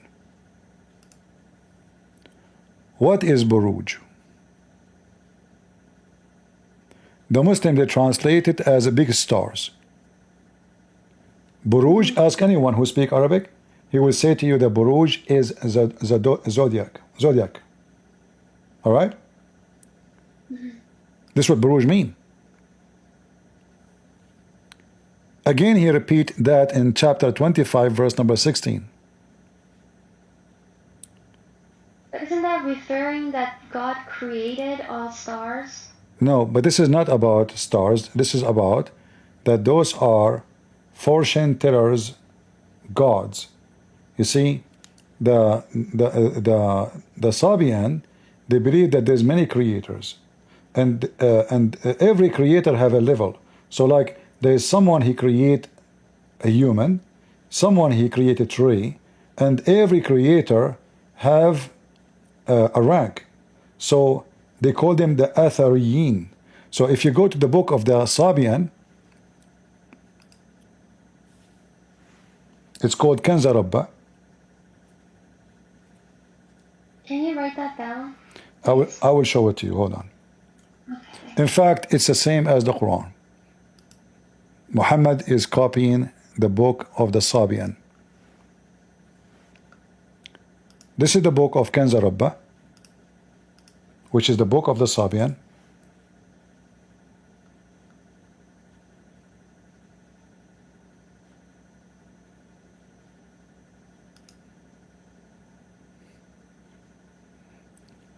Okay, here we go. So this is Kanza Rabba. If we're reading from page number 1, you will see right away we are reading Quran. We are not reading their book. You see my screen? Yes. All right. You will see everything here is just a copy from. We cannot say that the Sabian copying from Muhammad because the Sabian is way older than Islam. Do you see the word Tawheed? Yeah. Exactly. Bismil Hayy al-Azim. The Muslim, they use the word Hayy, they use Azim, they use the word Bism. مسبح ربي بقلب تقي هو الحي العظيم البصير القدير العليم العزيز الحكيم الأزلي القديم. Do you see it? It's the same as the Quran. You see it? والسمع والبصر والشفاء والظفر والقوة والثبات هو الحي العظيم مسرة القلب وغفران الخطايا مسبح ربي بقلب نقي يا رب الأكوان جميعا مسبح أنت مبارك ممجد معظم موقر قيوم العظيم السامي ملك النور السامي الحنان التواب. Those all the names of Allah. Remember الحنان التواب الرؤوف الرحيم. You see it? The 99 of names of Allah. Do you see them? Yeah. And then if we continue reading here you see the word athareen. So there is ranks of God, and the athareen is one of them. So there's angels, there's the athareen, and there's ranks of them. But if we go down here,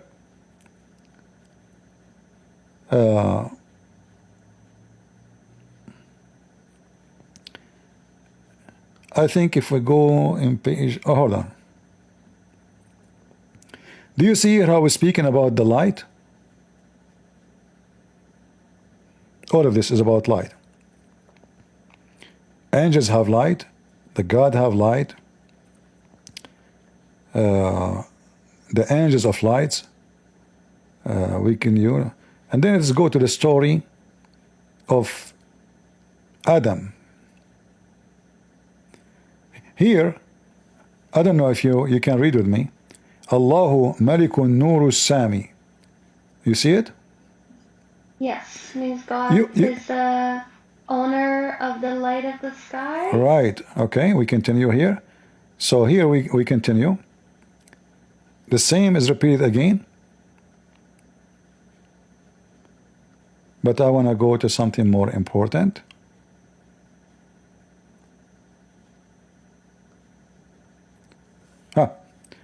Do you see here the هبس الشمس ضياء والقمر بهاء والنجوم سناء? Do you see it?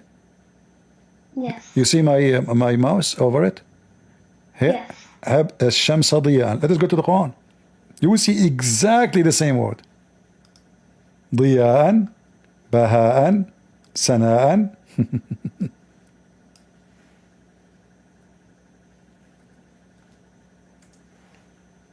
Here we go. The same words. Chapter 10, verse number 5. هو الذي جعل الشمس ضياء والقمر نورا. Do you see it? Yes. We go back to Kanz Rabbah. Sorry, just a little side note. I remember that Qamar was the moon. So what is Shahar? Shahar is a moon. So isn't Qamar also the moon? Qamar is a moon too, yes. But Shahar is the crescent moon. Oh, right. Yeah. Look here, it says, أبسط الأرض ورفع السماء. Do you see it? Yes. Okay, we go to the Quran. الأرض بساطا.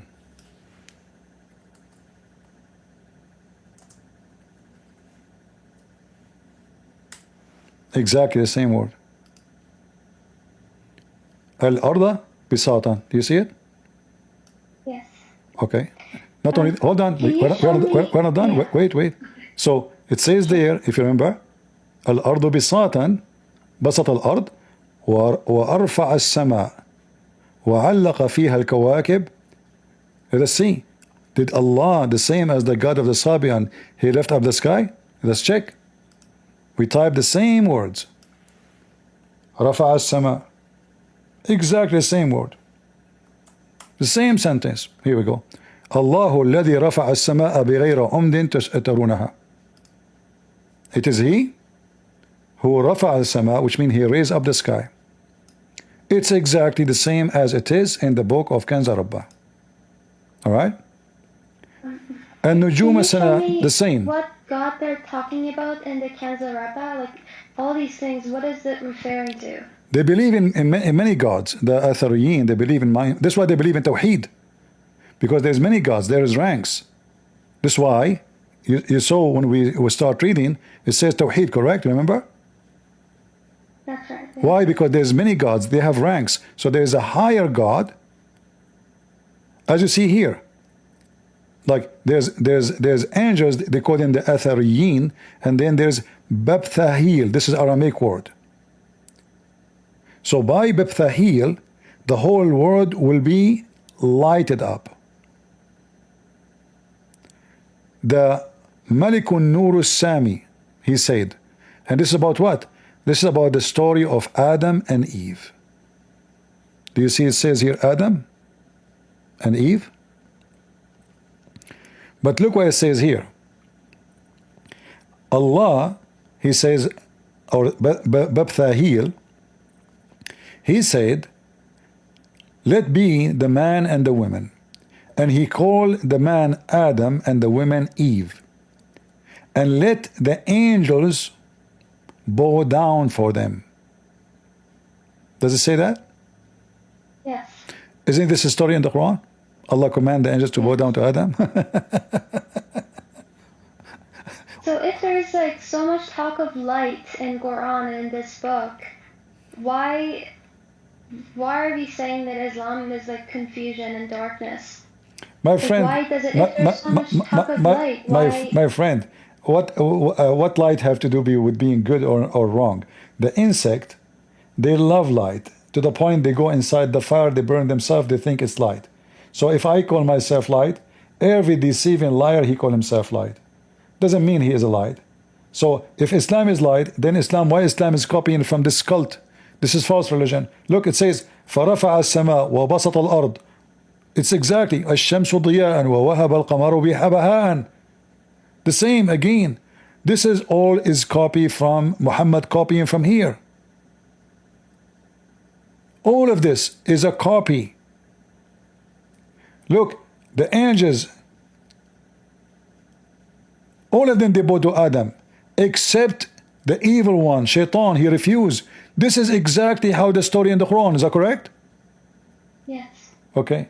Now, the Sabian are not godly religion according to Muslims.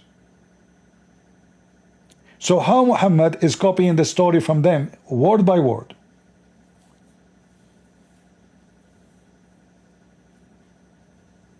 Yeah, that's fair. Then, hear the story exactly. يَغْوِيهُمُ الشَّيْطَانِ. The same word in the Quran. The same word. And look with me carefully. How many times they are going to praise the God of light a day? ثلاث مرات في النهار ومرتين في الليل. Do you understand what they said? Not really, no. ثلاث means three. Yeah. So you pray 3 times in the daytime, مرات في النهار. I wish I can translate, but this is like you know, an image. I cannot highlight and copy. So you pray 3 times in the daytime and twice at night. What is the total?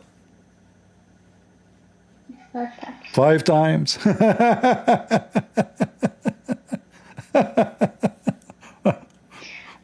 So about the light, what you said about the light. So are you saying that there isn't necessarily a divinity associated with the light? No, you see, in the in the Bible we have the devil can be the light. He called himself light. Doesn't make him the really light. Light, a cult leader. He have a charisma. He have like a magnetic charisma. So people, they see him as the light for them, but doesn't mean he is a light. Satan is powerful.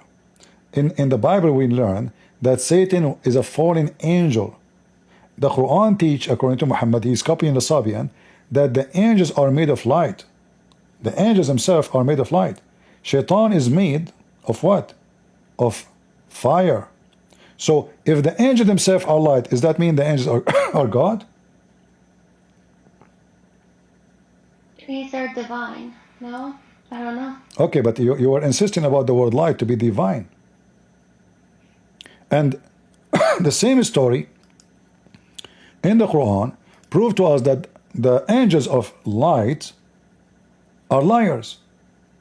If you remember, Allah, he told sorry, I'm coughing because I have some kind of allergy. So Allah in the Quran, when they told Allah, are you going to create a person, which means Adam, who is going to do mischief in the earth? Allah wanted to get them busted. So he taught Adam all the names, and this is exactly what the book of Kanzar Rabbah is saying. And he told the angels, tell me the names of those things if you are truthful. Do you see it? Yes. Is the angels of Islam now truthful?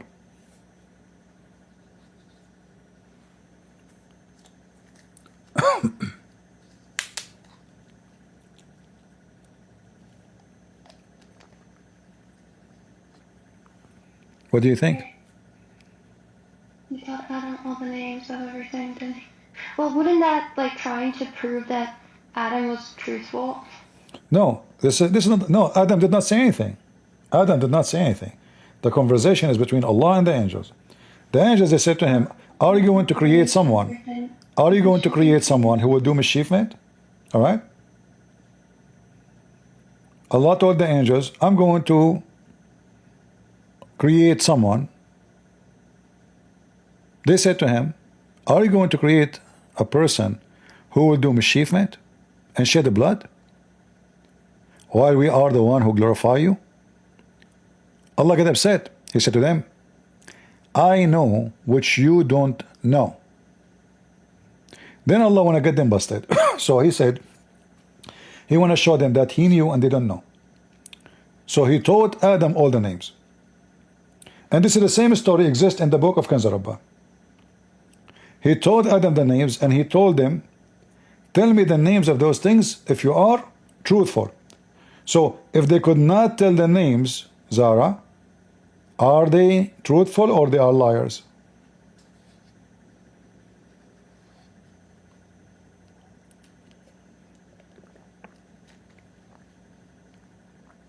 Well, they won't say it because they don't know. No, read carefully. Tell me the names if you are truthful. So if I say to you to now, we are arguing. If I say to you, okay, give me the answer, give me the give me the reference if you are truthful. Which means, if you don't give me the reference, you are what? You are a liar, correct? Well, I would say ignorant. No. No, you cannot, because it's saying if you are truthful. He didn't say if you are not ignorant. Right. What is the opposite of truthful?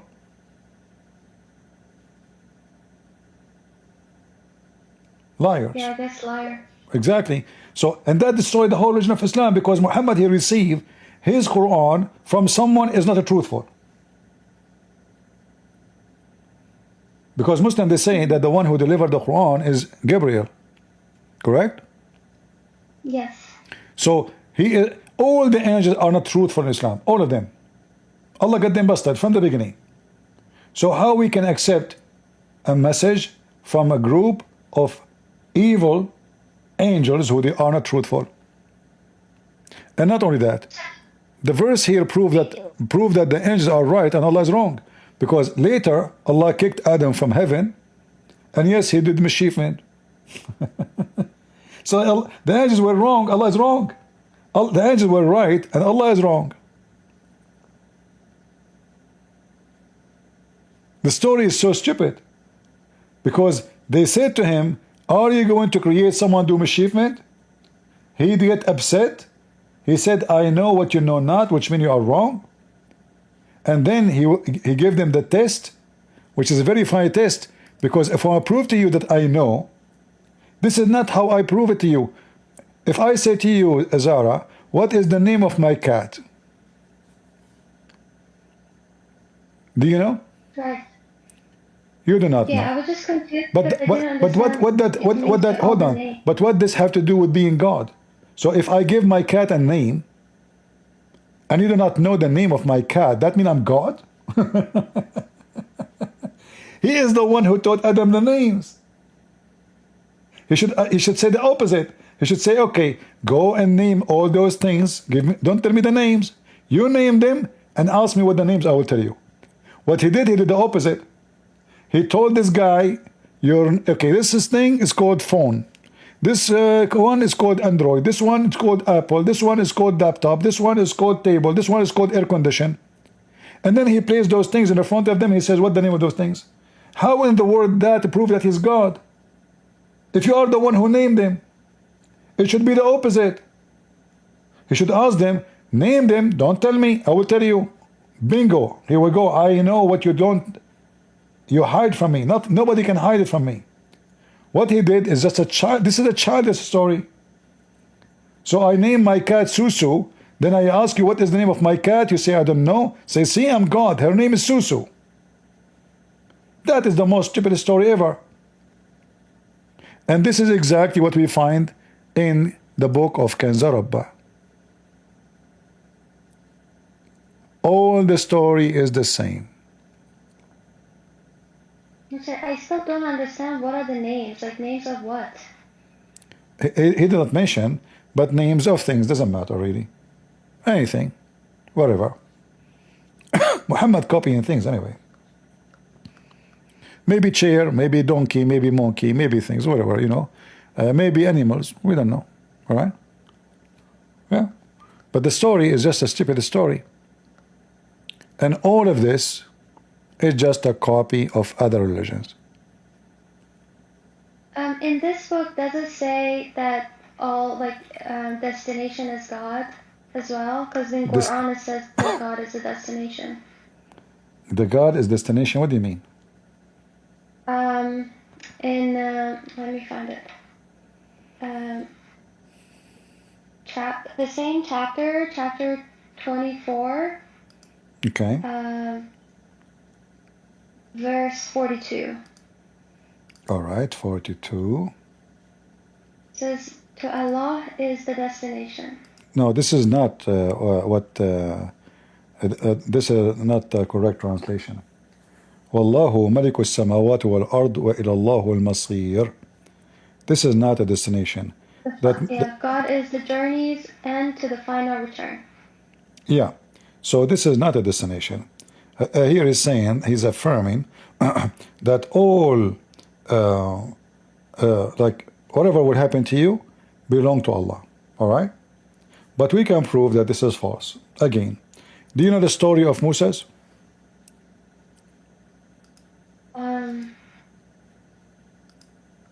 I think so. Moses or Musa is the one who split the sea. Yeah, but I mean, when the angel of death came to Musa, do you know the story? I don't think so. No. Is that when he was followed by what was it? Like Nahang? I don't know what that was in. No. When by a sea creature? When Allah he sent the angel of death. The Muslim believe there's an angel of death. So he sent him to Moses to take his soul. All right? But Moses, he played karate. So he's a Bruce Lee, you know. He hit the angel of death and he took his eye out. And he refused to die. Let me show you the reference. I do not know that story. Yeah, I was there, by the way. I did that to the angel of death. You know, he came to me. I did beat the hell of him too. So here's the story, and this is a very authentic story. Sahih Muslim, Sahih Bukhari, etc. All right. So all of this as Sahih as you see. There's no fabrication in it. So here it says, let us read the short one.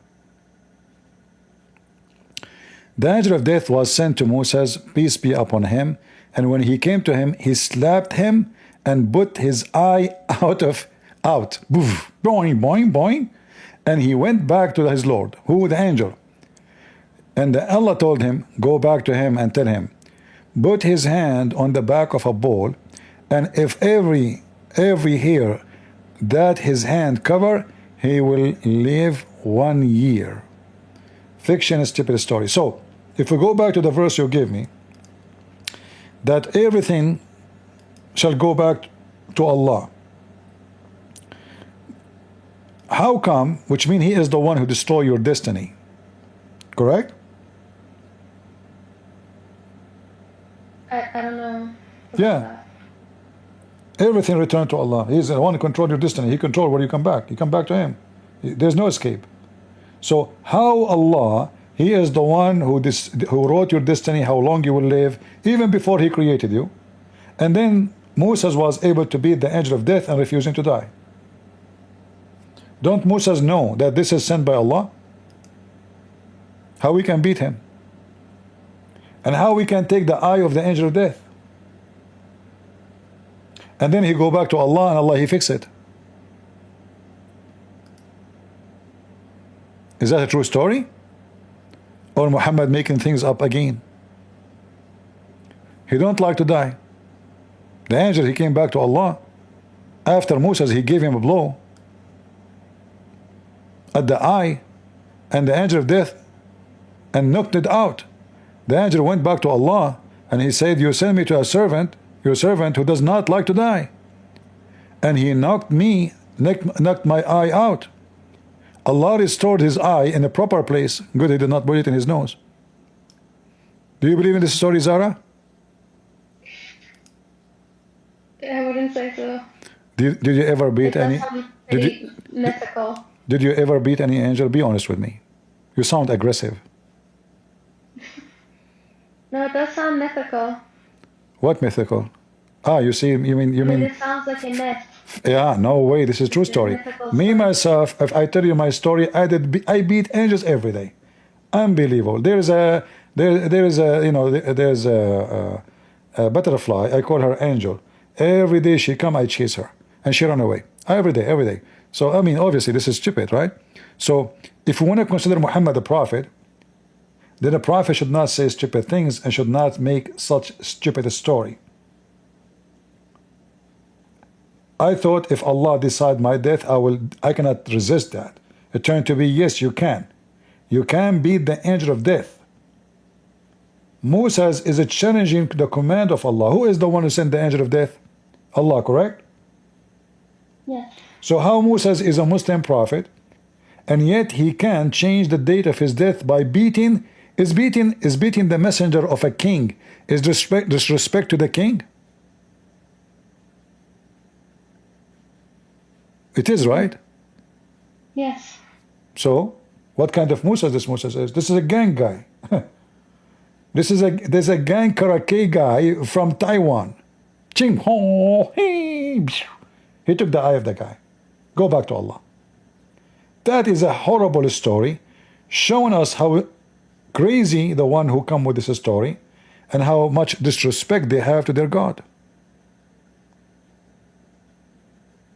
So who is talking to Muhammad then? What do you mean? Who is talking to Quran? Like who is talking to Muhammad? Do you know how many books I have? How do you mean? I wrote many books. Do you know that? Not really. No, I didn't know. Oh yeah. I was recently. Yeah, you can find them you can search in Amazon for Christian Prince. You will find all my books in many languages. But does that mean somebody talking to me? If I write books?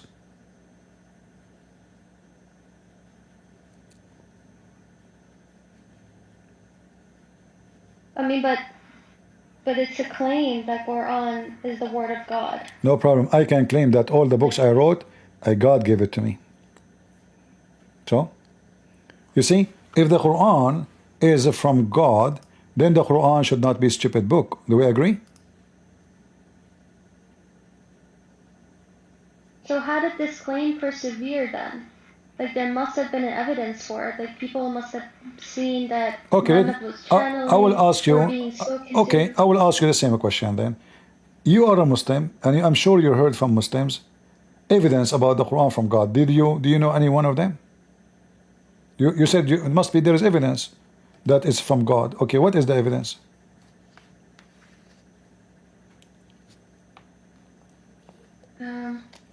I don't know. I don't remember. I'm sure I've asked that question. Okay, I will help you. Not necessarily they gave me a satisfactory answer, but I will help you. I will help you. What is your education, Sarah, if you don't mind to say? Pardon me? What is your education, if you don't mind to say, if it's okay? Education? Yeah. I had an undergrad already. Okay, so like you're in college now? No, I've graduated a while ago. Oh, okay, so you have a bachelor degree, you mean? Yes, yeah, All right. undergraduate, yes. All right. So, do you have some background about biology? About, sorry? Biology. Yes. All right. You said yes with a strong yes. That means you have a study in it. Okay, good. So look, Yeah. so read with me. Yeah, you must be studying maybe like something close to that in your degree. All right. In chapter 23, verse number 14, can you read for me, please, Zara? Then we made the nufta into a clot, a piece of thick coagulated blood.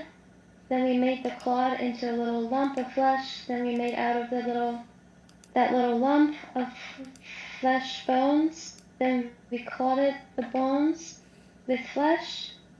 Oh, sorry, we clothed the bones with flesh, and then we brought it forth as another creation. So blessed be Allah, the best of creators. Okay. So what do you think about this verse? Is that scientifically accurate or this is ignorance?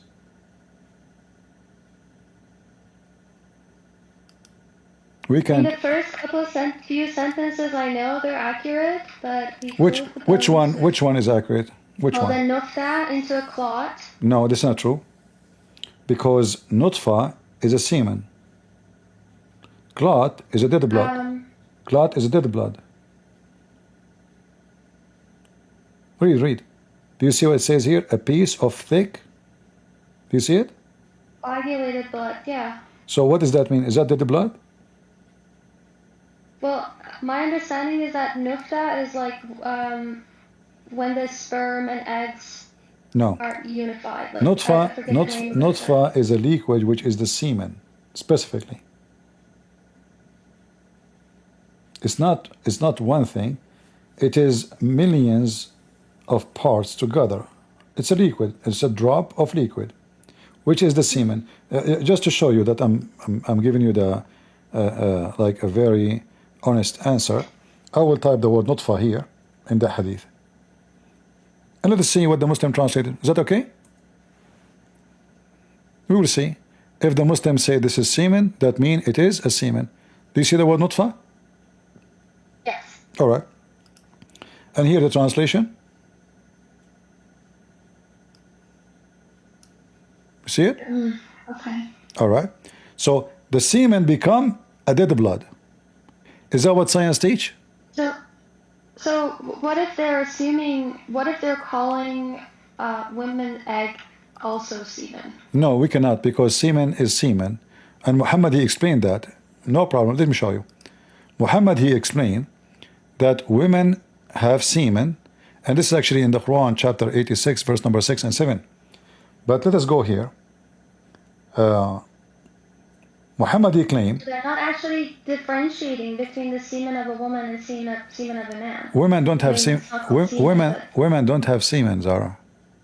Yeah, I know, but I'm saying they're not actually differentiating between the woman egg and the man's sperm. They are. Read with me. They are. Read with me.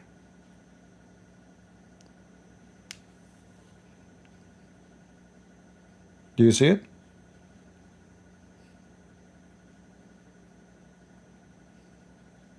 Where is the semen word? What is the water which is thick and white of the man?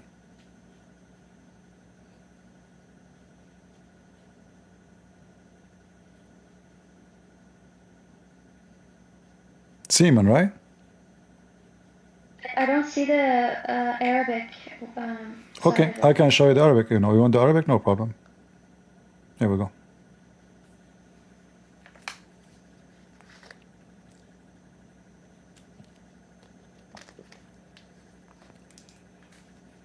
So it's not really saying semen is men. No problem. Does it say ma? It says ma, right? Ma or rajul?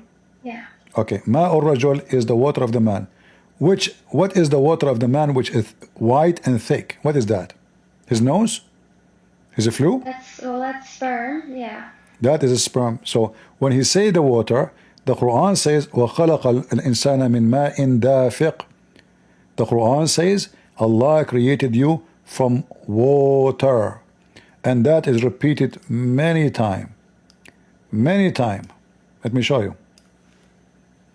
So sometimes the Quran used the word semen, sometimes the Quran used the word water. All right. So here, the word water appear tons of time, as you see, but the water can be rain.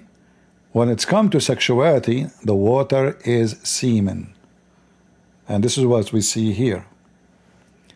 خُلِقَ مِن مَاءٍ دَافِقٍ. Do you see it?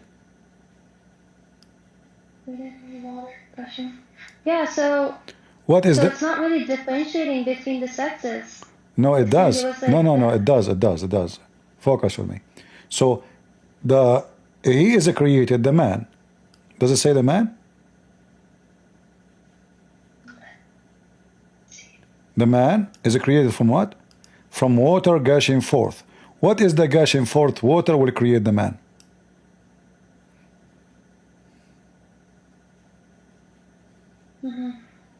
We go to the hadith which I showed you just a minute ago, where it says that the man water is thick and white, the women water is thin and yellow. Whichever of them comes first. Do you see the word comes? Yes. Comes mean orgasm, correct? Yes. And that is a gushing forth. That child resembled the parents, which is false, because it doesn't matter who comes first. What does this have to do with comes first? That is very silly. So going back to the Quran, so gushing forth water,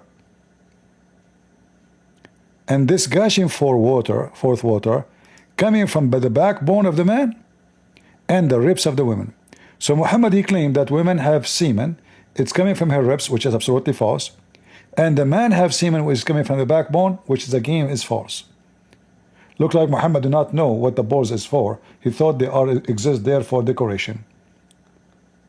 And if you want, I can show you the interpretation of Ibn Kathir, Al-Qurtubi, Al-Jalalain, all of them.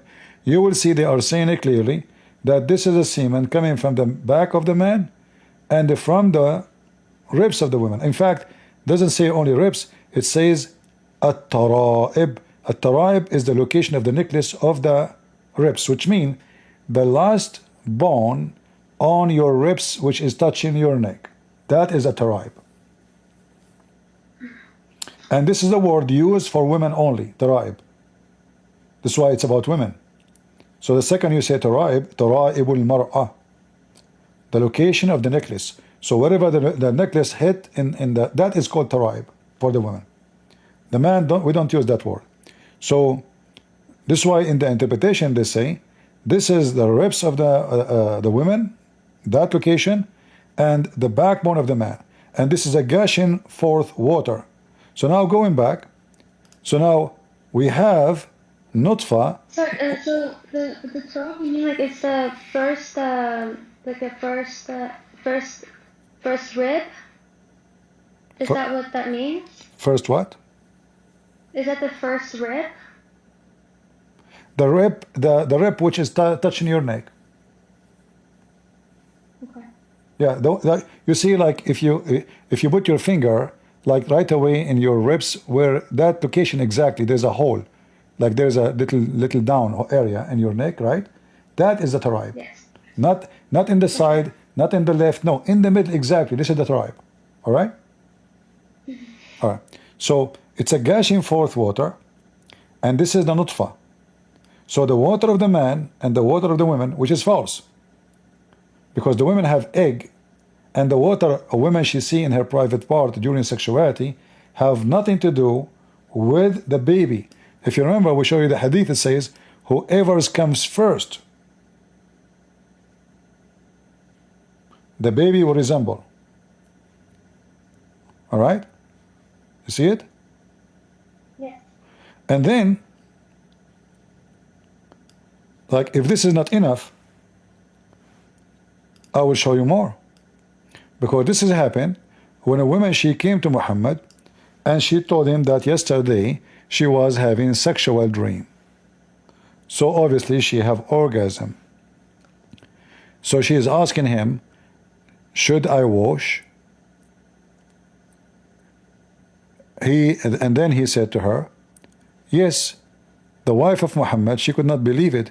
She said, do the women even have orgasm? Which means Muhammad, he never was able to make his wife have orgasm. He said, yes. Otherwise, how the baby looked like the parents? Read with me. Can you read for us? I grew up Shia, so I don't agree with all of the hadith. Oh, no problem. That will make it easier for me. Are you sure? Yeah, if it makes you easier, I don't. All right. Thank you. Thank you very much. That's my reference. Yeah. All right. Our friend here, by the way, Zara, you are welcome. You are a nice lady. Good to have you. All right. But as long you are a Shia, and I apologize for what I will show you. I mean, you asked for it. You know, it's not my fault now. Is that all right? Yeah, of course. All right. Want to understand, so. All right. So as long you are a Shia, you take what the Shia say. In fact, the Shia, they are even way more horrible when it's come to the scientific stuff. I mean, it's a crazy in the Shia. So let me show you as an example.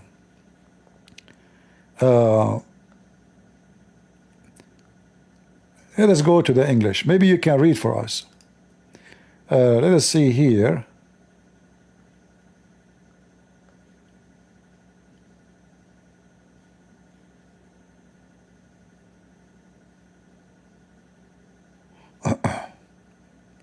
I'd rather not read. If you're just saying it's horrible, can you just read it? No.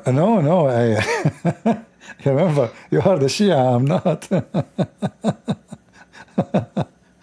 All right.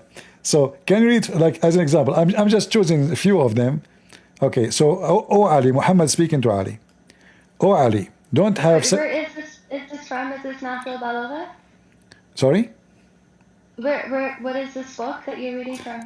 You will find the reference here at the end. If we click here, I think. Here. All right, Hadith. It says copy here. Where is the reference? Maybe here.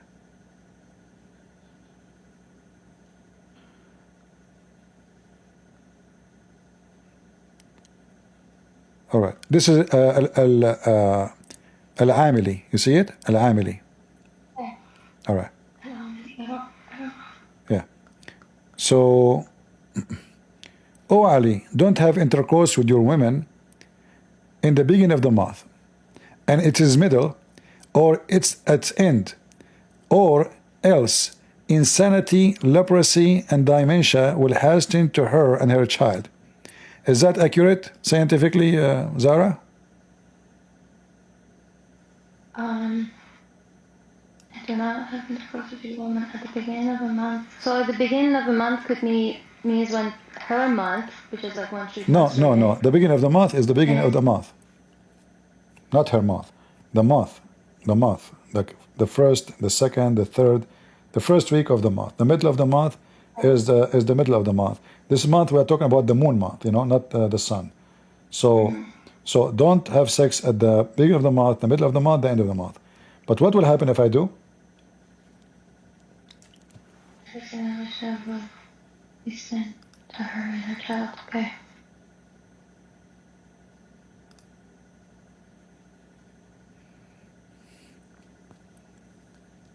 Yeah, that's unlikely to be true. Yeah, I think my dad, he have sex with my mom in the middle of the month. I have dementia. And I am suffering from insanity. Unbelievable. And then he say, "O Ali, don't have intercourse with your wife after the tuhur, or if you are appointed with a child at that time, it will have deformed eye." Mean. And then the Satan become happy with the deformity of the humanity.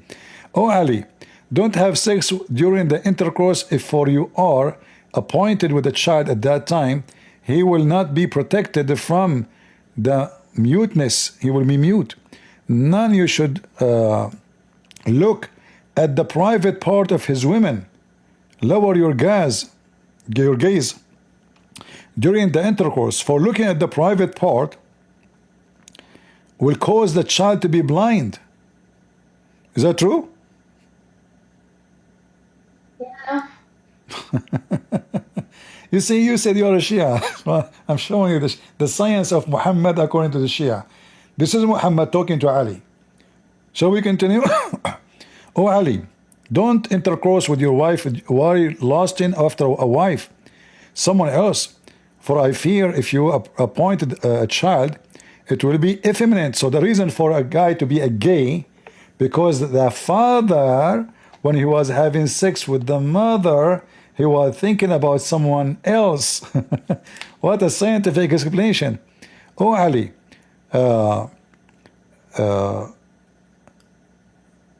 he who sexually impure in bed with his women should not recite the Quran, for I fear that the fire will descend upon them from the sky and burn them. This is true.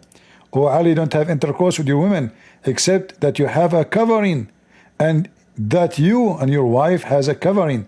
Don't have intercourse under a single cover. Not only covering, it have to be two blanket. Why? Or the desire will fall. Oh boy. So you don't have a blanket, you cannot do it. Your desire will be gone. Must be true. And will be goth. Enmity between you and will lead you to separation. So now we know why people get divorced. They are having sex using either no blanket or one blanket. People, do you know why you got divorced if you are? It is the blanket. How many times I told you, come and listen to Muhammad and Ali.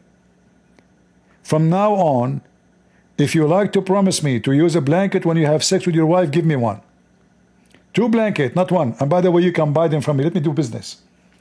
I will send you, if you go and right now, you can buy two blanket made by Ali himself. What do you think, Zara? This is really a religion? This is a prophet? Two blanket? Oh Ali, don't have intercourse with your women while standing, for that is the form of action of a donkey. And if you approach appointed with a child, at that time it will urinate on the bed just as a donkey urinate in all the place. So Zara, I understand this is not really graceful, but I just don't understand why there are good messages in Islam. Like give me one. Respect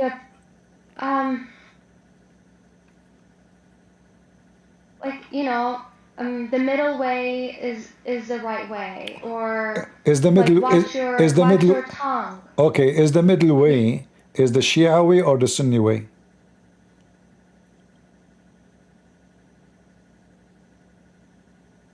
I don't have. This is what Muhammad said before. Well, Ali, look at the middle way. Ali, he burned people alive. He burned them alive. Muhammad. Can you show me that? Yeah, sure. I will try to find it for you from the Shia too. Like in Islam, it talks about forgiveness, like forgive and do good, and you know, and if you don't. Where it says forgiveness, and Islam speak about revenge, not about forgiveness. What forgiveness? Isn't the Quran? It says yashfi sudura qawmin. This is hatred and revenge. Haraqa Ali. All right, let's see.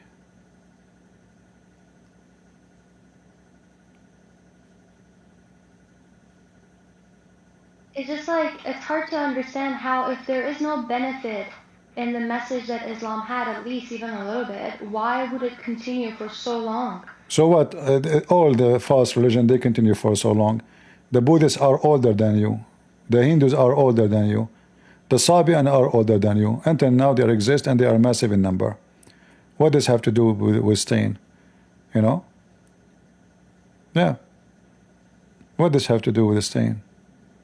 So what if a lot of people who pray to Allah and then they get and they're helped? Like there's so I grew up. Is Allah helping the people of Gaza? I mean, I don't think that's a good argument because you can say is the Christian God is the Father is actually helping all the people. It's you see Zara. It is you who said that the Muslim they ask and they get help. It's not me who said that. I'm not the one who's using the argument. It's your argument. So now you are saying this is not a good argument. It's your argument, not mine. It is you who said that the Muslim they ask Allah, and Allah help them. But where is Allah? Did Allah help Muhammad? Did Allah help Muhammad? Say Muhammad's story and all the prophets' story was a destiny of them to be a storyteller. Okay, so how Allah will help you if it's a destiny anyway? Because if it's a destiny, Allah is not helping anybody. It's a destiny. It's written already. Either He is helping me to change something, or it's a destiny. There's no help. Already is written. Okay. When a child he died, Muhammad he attend, and both of you Shia and Sunni they believe in the same thing. A child he died. If a Muslim child he dies, Zara, he will go to heaven or to hell? Heaven. Why he will go to heaven? Because the child is pure. Thank you very much. He's coming. No, this is not true. In Islam, this is not the case. Because it's a destiny. Doesn't matter if you commit sin or not. You do sin, you don't do sin, you are going to go still to the same place. Before He created you, He decided for you where you will be.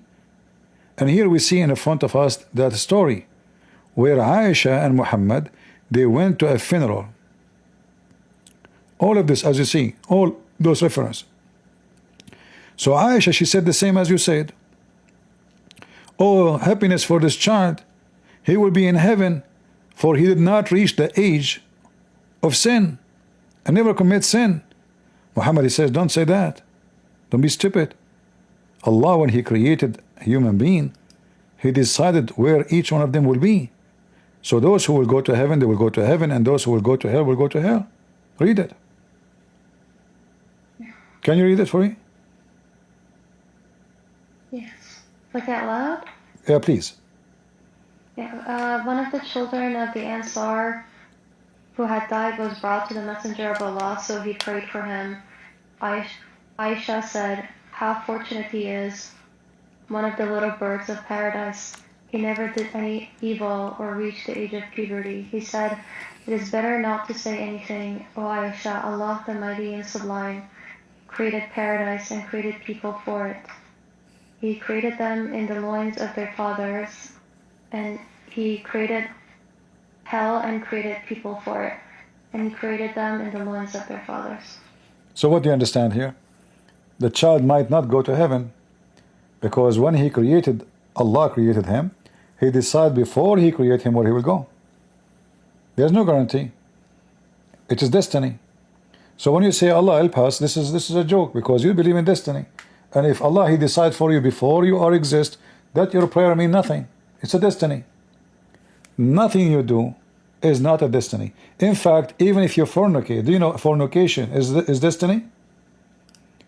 Do you think when somebody is a Muslim, he fornicate, he is doing destiny act, or he is choosing to fornicate? Well, that's like partaking in sin. No, I'm saying, is it my choice, or it's Allah decide for me to do it, and I have no choice? Well, I think it's the person's choice. No. Your prophet, he said no. It is destiny. Allah, He decide for you. the exact portion of sin you would do. You cannot choose. It's not up to you. Verily Allah has fixed the very portion of adultery which a man will indulge in, and which he of necessity must commit. Do you see it? No choice.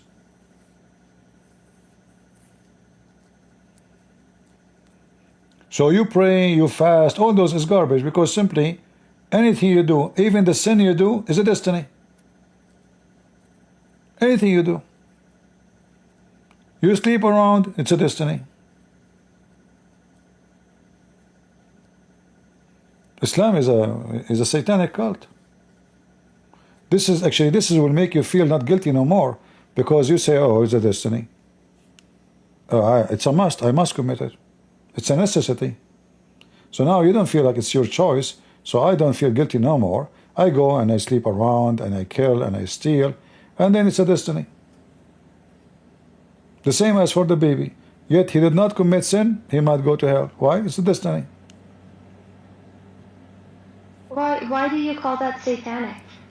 If I say to you, if I am forcing you to commit sin, how this is not satanic? Okay, just to make it simple for you. If we commit sin, if we don't commit sin, are we going to be loved by Allah, or Allah will hate us? If we did not commit sin.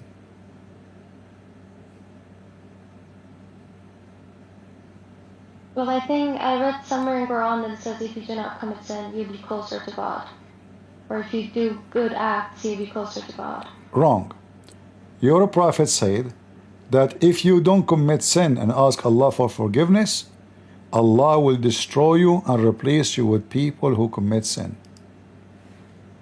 Do you know that? In Quran? No, this is the hadith.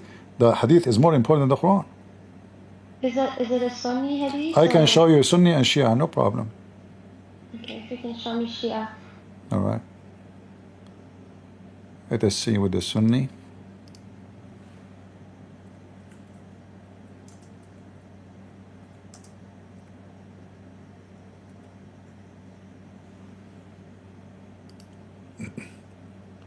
And this is showing us that Islam is absolutely satanic. This is not the teaching of God. This is a man encouraging us to do sin. You know? If it is satanic, why does it mention that if you do bad things, you will go to hell? What is bad thing? Bad thing if you take me as a friend. Bad thing if you are a friend to the Christians and the Jews. Bad thing if you don't hate us. Bad things if you don't curse Aisha. Bad things if you don't curse Omar and Abu Bakr. You know? So the bad things for you, if you do them, so the bad and the good for you is the opposite of my bad and good. The bad thing for me is to hate you. The good thing for you is to hate me. The bad thing for me is to hurt you. The good thing for you is to hurt me.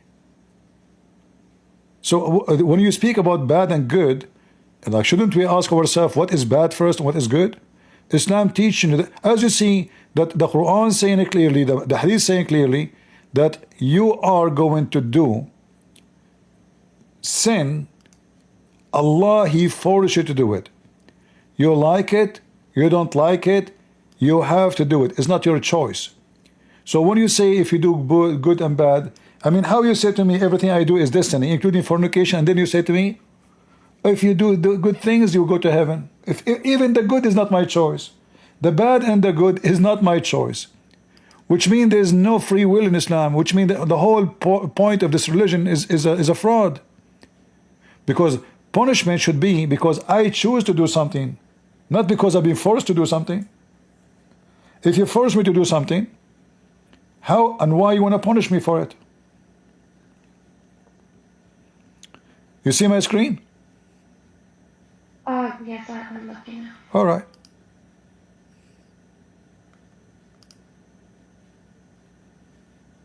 Read it.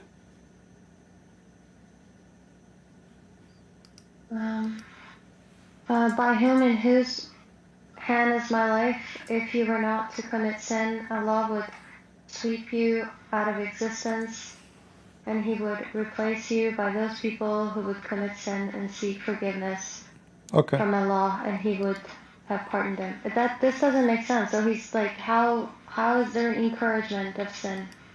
This is an encouragement of sin, isn't it? Yeah, so that doesn't make sense. Okay, and this is the book of the Shia, because you asked me for Shia reference, correct? This is the Shia, here we go. This is, you see, in what context? You see the Shia? You see the Shia website? Yeah. كشف الخفاء العجلوني, variant number 2, page number 164. لو لم تذنبوا لذهب لكم الله بكم ولجاء بقوم يذنبون فيستغفرون الله فيغفر لهم. And this is the same mentioned in Muslim. So Sunni and Shia agree upon it.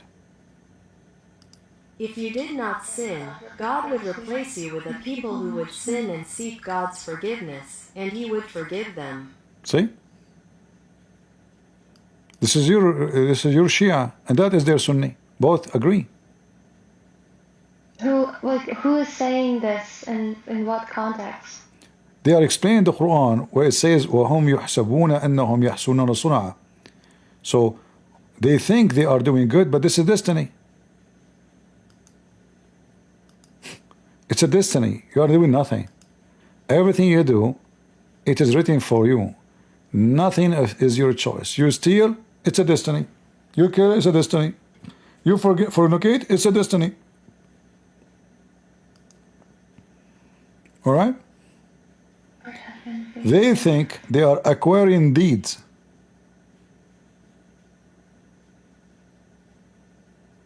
You cannot acquire deed because it's destiny.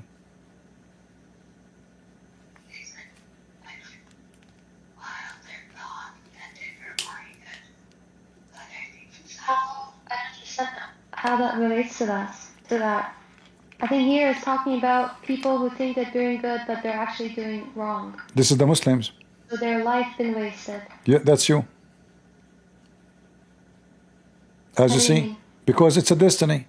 Because those are, so the next surah, the next ayah, it says the ones that are denying.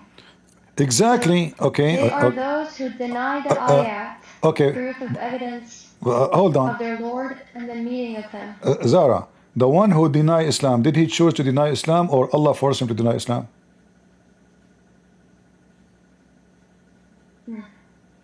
Answer the question. Is it their choice or Allah forced them to deny Islam? Because if there is choice, then what you are saying is true. If it's Allah who forced them, then it's not. So who forced them to deny Islam? I do need to do research on this because no, let me show you. I will help you. You see, discussions around free will and destiny. I'm here to help you. Listen carefully.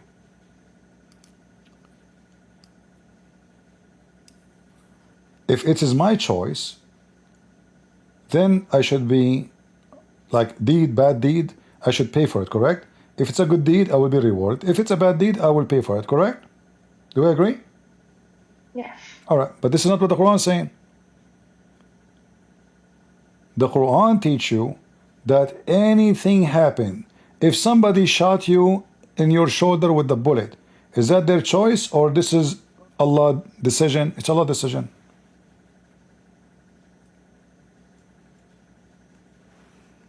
Anything. Chapter 2, verse 156. Chapter 3, verse 165. Offline. All right. Well, you are welcome, Zara. Anytime. You can come back anytime. Thank you. You're welcome.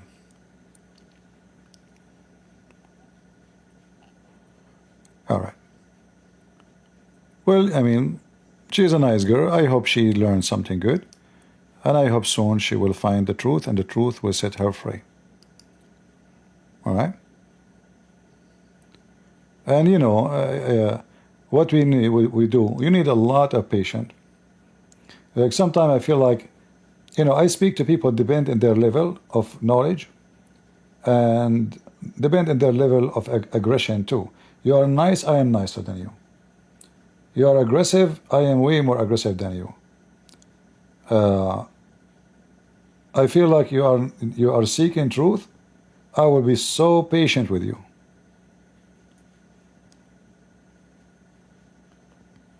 So I hope she will learn something good, and she will come back soon, and she will find the truth, and the truth will, will set her free. Do we have any Muhammadan would like to join us?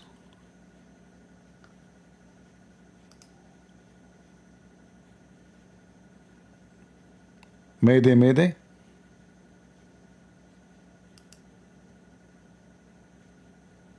No problem, Zara. You are welcome. No problem. I hope I help you, and soon you will come back with some your research and do study. And trust me, Islam is just so false. It's just not only even false. I mean, it's so stupid.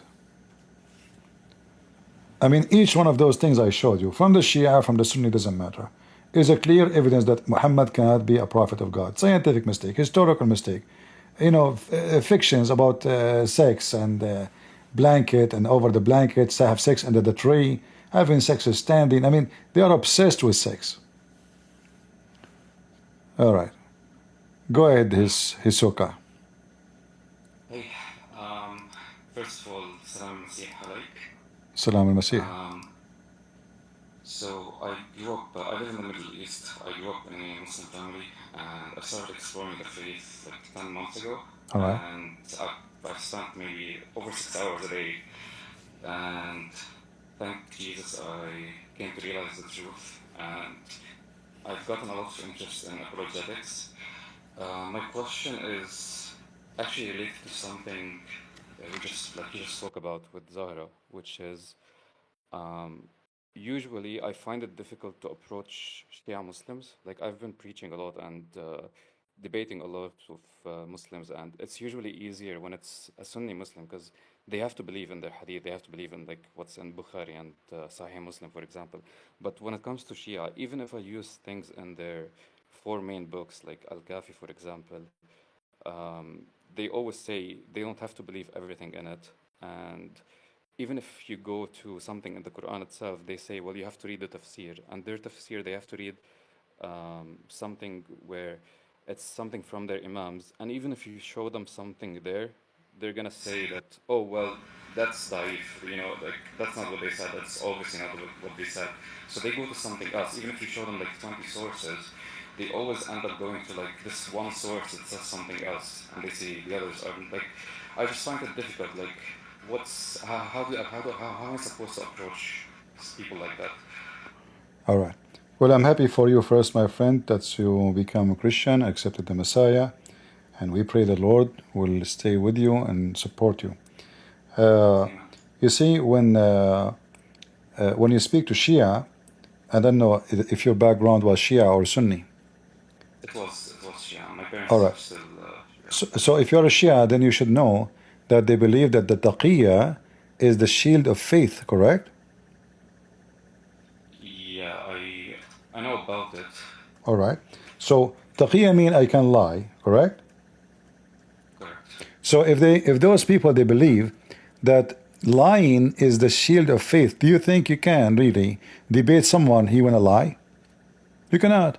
But even though he is lying and denying, but in his heart he knew that he is just a liar. So don't worry about they are convinced or not. They knew they are lying. They knew that you are getting them busted, but in the same time they knew that they have to lie. So if he lied to you, I don't accept this, I don't accept that, that will not change the fact that you got him busted. And you made him to run, to use the taqiyya. Look what it says here. التقية ترس المؤمن والتقية حرز المؤمن ولا إيمان لمن لا تقية له. If you don't lie, guys, the lying is the shield of the believer, and the taqiyya is the treasure of the believer. And the one who don't do practice taqiyya, he have no faith. He's not even a believer. So how in the world you can debate someone he believe that lying is the way to go? So you will spend your day showing reference after reference after reference, and then he will say to you, oh, I don't believe in that. I don't believe in this. Okay, go to the tafsir. You show him tafsir. Oh, no, this tafsir is not accepted. Don't accept it. Accept that tafsir. You show him the second tafsir. Oh, this is not. All are the same. Muslim, Sunni or Shia. But the Shia, they make it a flag. They make it obvious. The Sunni, they try to cover it. But both of them, they believe that lying is the shield of faith. So don't worry about you, like you feel like you are not convincing them. No, you are. This is why they are practicing taqiyya. So you are doing a good job. Don't worry about what they say. Just keep going, get them busted, reference after reference, do your part.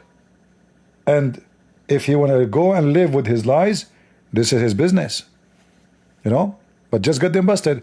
But let me teach you something about how to debate a Muslim in general, not only a Shia. Don't tell him in this book it says that.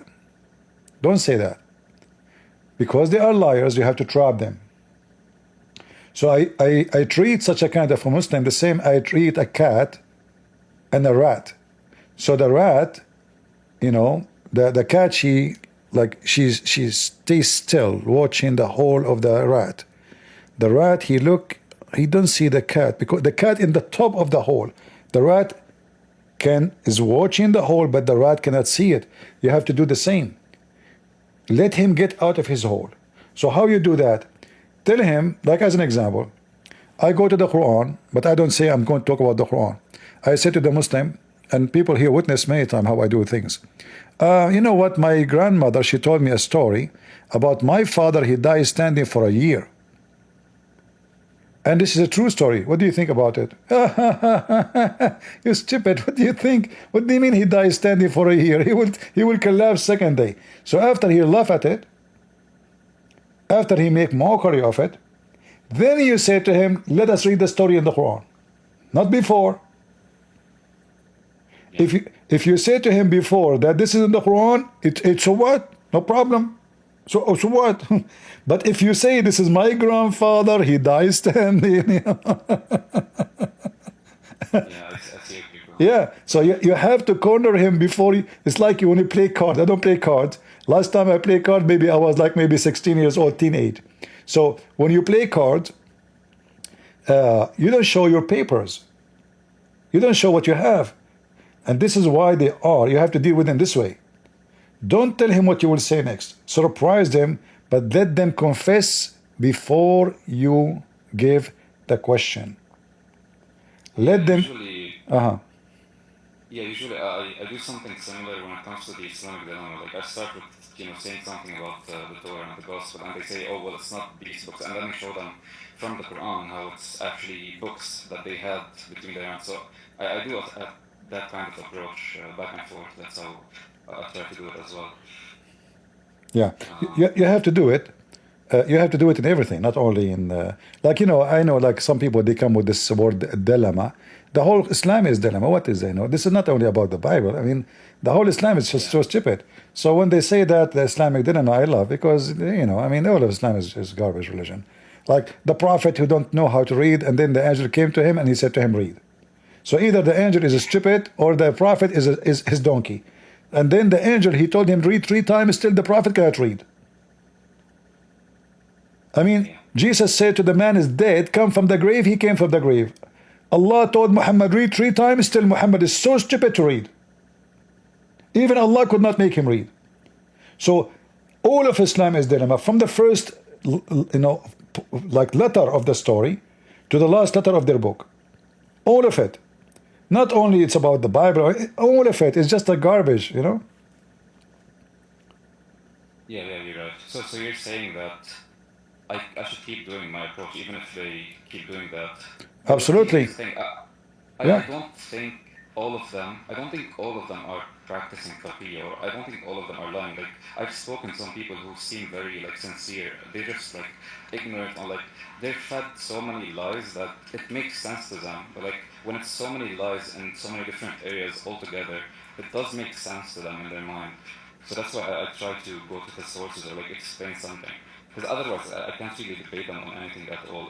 If everything I say, they say, oh, we don't accept this, we accept that. Like they don't have any middle ground. That's the issue. See, I'm not sure what I will call you. Hisoka? Okay. So, Yeah, you can call me. my friend, when you talk to somebody, you have to adjust. Like, I'm not saying you talk to everybody. Like now I was talking to this lady, right? Yeah. So if I sense that she is playing games, I will switch the way I talk to her, you know? If I sense decency, I will go normal.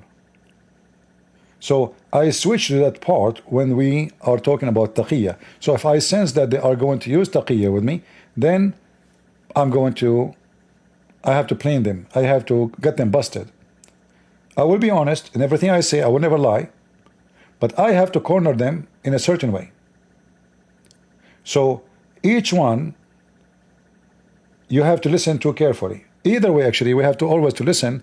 Like, you know, some people when they debate, they don't listen to the other person what he is saying. For me, I listen carefully for anything you say. So if a Muslim, he came, he said, just Assalamu alaikum. He said nothing. I say, why you say Assalamu alaikum? From the beginning, I'm listening carefully. Every word you say to me, I will use against you. So when you listen to a Muslim, you have to be like a detective.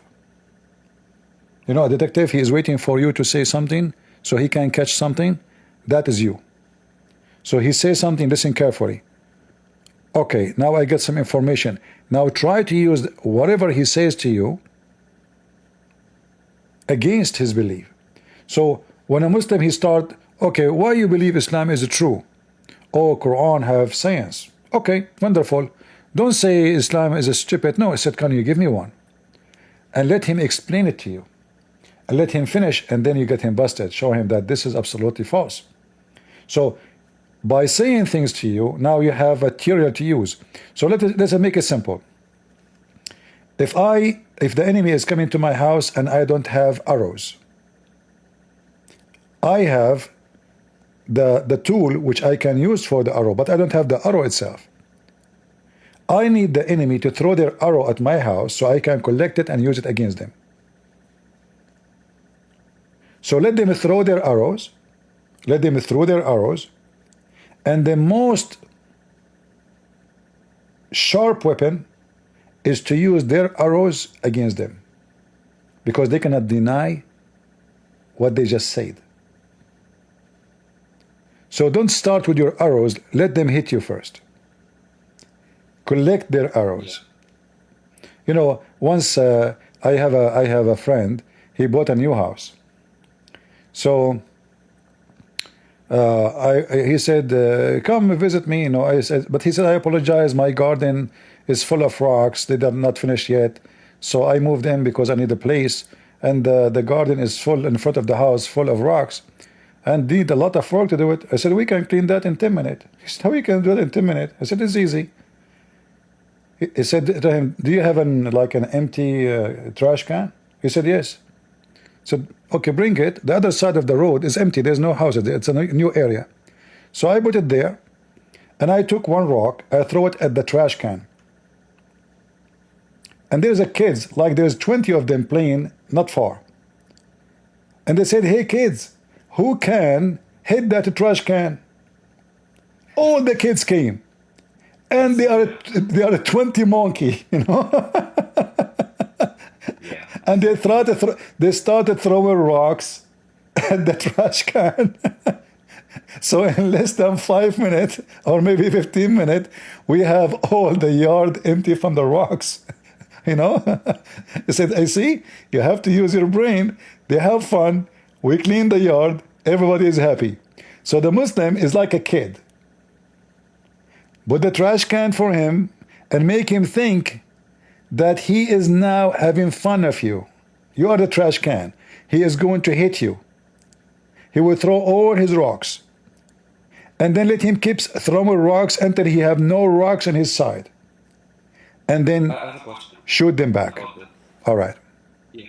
So this strategy makes so much sense. However, don't you think it only works for someone like you or someone who's like very, very experienced? Because if your average Christian is told things about Islam, like, hey, Islam says this, says that, like, they can lie to them, and the Christian would not know it. So that's why it's a bit risky, I think.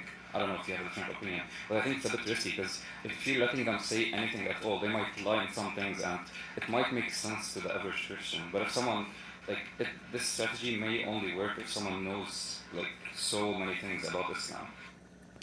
Yeah, you see, this is why I'm here. So the one who do not know, he will know. So sit, listen, learn, take notes. You don't go to war without training. You don't go to war and you don't have weapon.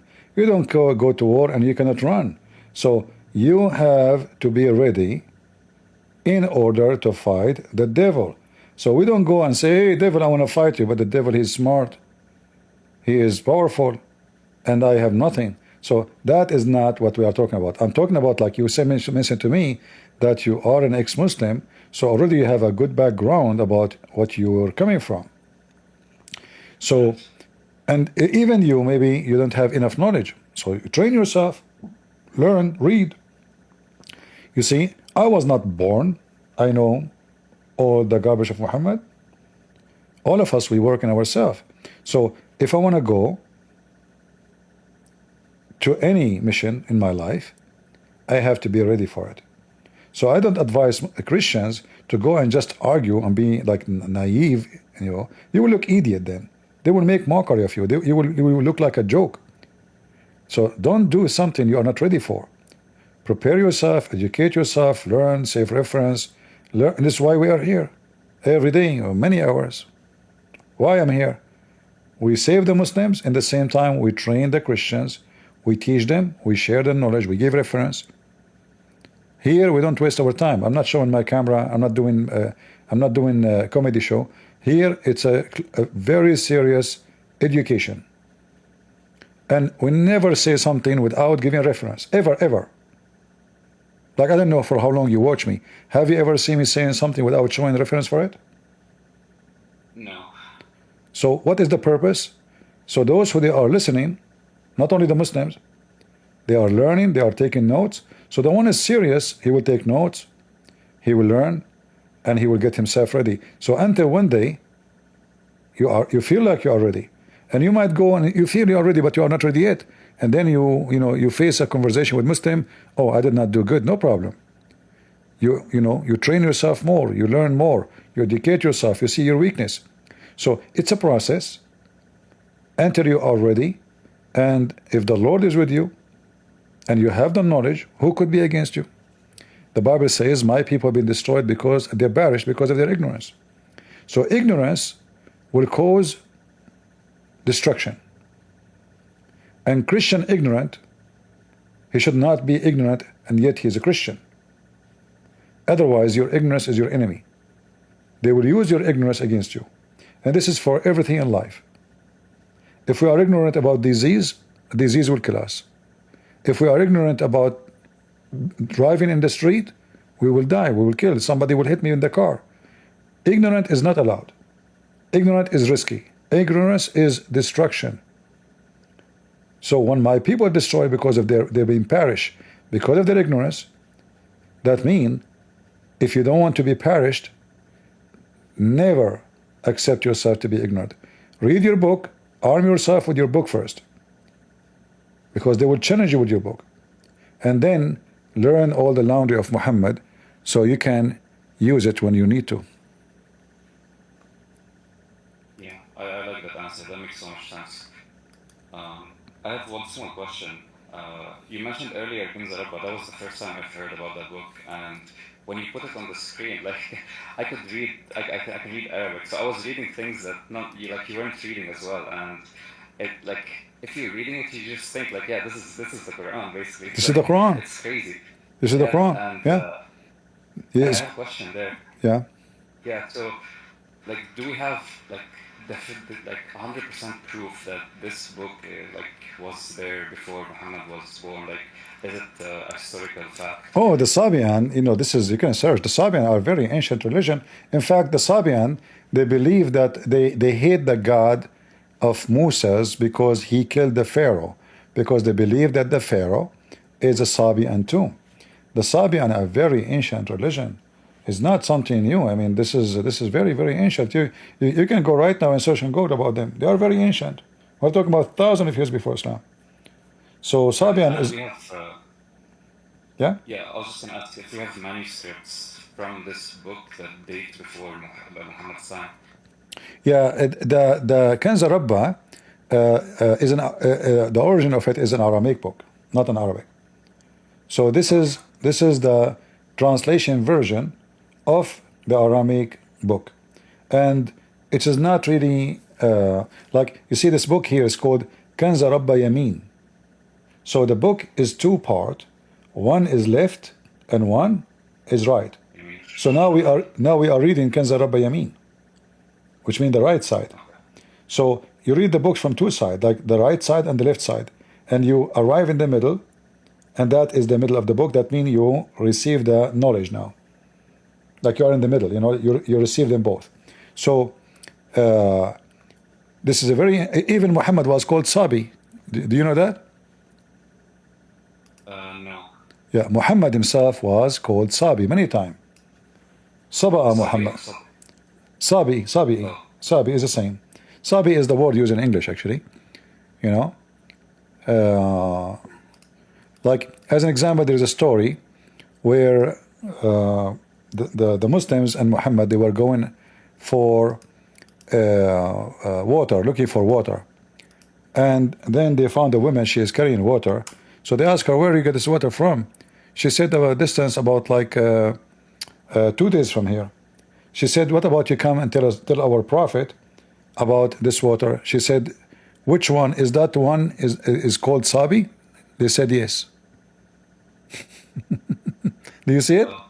She said, "Do you mean the man who is called Sabi'i?" You see it? Right. The Muslim, they try to fix it. They say with the new religion. No, Sabi is not a new religion. The one who convert to Sabi'an, they call him Sabi. Qad Saba. All right? So here, and this is appear in the same place twice. Yeah. So here it says, 2 men met me and took me to the man who is called you see it? The Sabi. Muhammad was trying to follow the Sabi'an. This is why actually in the book of Kanza Rabba, I don't know if you were focusing with me, it says pray how many times, remember? 3 in the daytime and 2 at night. Total is what? 5. This is the Sabi'an practice. Praying 5 times a day, fasting 30 days in Ramadan, and doing ablution. It's exactly the same the practice of Islam. Actually, if you go in YouTube and search for the Sabian, you will see that they do practice exactly the same practice the Muslims practice today. But we cannot say the Muslims, the Sabian are copying from Muslims because they are the ancient religion. It's obvious that the Muslims are the ones copying from them. Yeah, that's very interesting. Yeah. Anyway, my friend, stay here. Come when we join, and you will learn a lot. And knowledge is, is power. All right. This is here a video about the Sabian. Let me play it for you. Here you will see that Muhammad even took his ablution from the Sabian.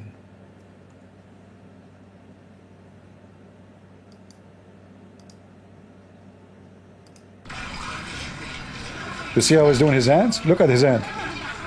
Do you see? Let me play it from the beginning.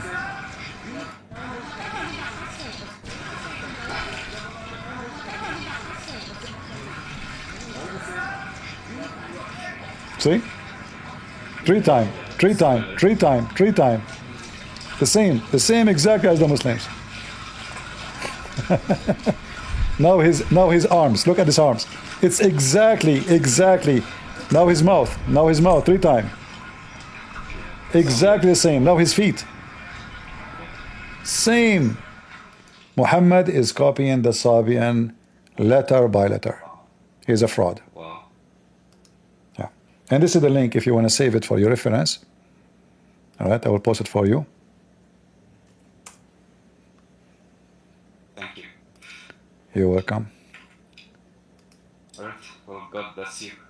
God bless you too, my friend. And I hope we will have more people like you live in Islam, and we are happy for you. Thank you. Thank you. You're welcome. Peace.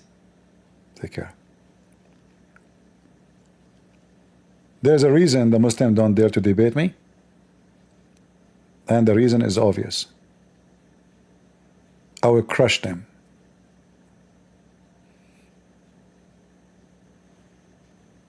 All right? They line up to debate others, American, none, you know, like everybody. But here they don't show up. The one who come here is the one who don't want to lose his career. Someone, nobody know him. But a famous person will never even dare because he will be losing his career.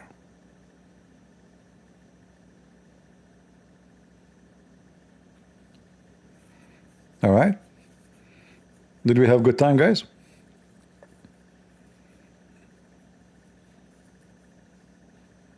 I hope so. Until now, we did not receive any Muslim to tell us who is Allah. They don't know who is Allah. It's just Allah is Allah. Yeah, Abdul is Allah. Christian Prince, first of all, this is very stupid question. Allah is the creator. I'm not asking you if he's a creator or a builder. I'm asking you who is he. If I ask you who is your father, you don't say he's a doctor. You tell me his name. Who is he? What do you know about Allah? Christian Prince, the Quran said, Allah is the one that created the universe. He created 7 earth and 7 heaven. Abdul, first of all, there's no 7 earth and there's no 7 heaven. And secondly, your prophet said that those earths are on the top of each other. Which floor we are? Christian Prince, you are so stupid. It's obvious. We are in the 7th floor. Wrong. Because if I am in the 7th floor, that means the rest of the floors are not in the correct place. I thought you Muslim call me shaitan. I should be in the 5th floor. Christian Prince, this is the first time you are very accurate. A second ago you told me in the top floor. Are you confused? I know, Abdul. So they don't have religion. It's just fiction. 7 earth, 7 heaven, 7. You know, Muhammad, he heard Jesus saying 7. He put 7 everywhere. Jesus says 70, Muhammad says 70 everywhere. 70 virgins, 70 blah blah, you know, 7, just never stop. My people will be 70 sect. The Christian, they were 71. The Jews, they are 72. My people are 73. 7 midgets, 7 lands, 7 gardens, 7 etc. The 7 guy. 7 up. If Muhammad he hear about 7 up, he will put it in the Quran.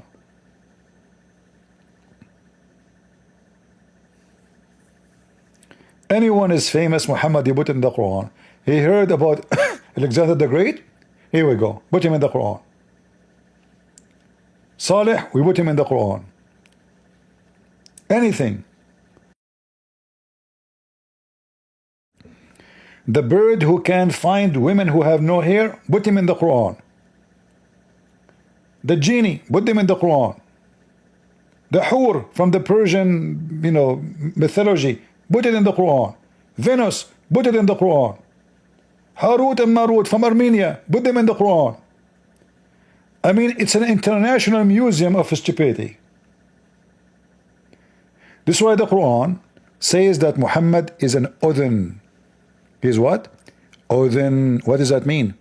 He is an ear. The Arab, they found out that this guy is a potato. He copies story. He here. He claims it's from God.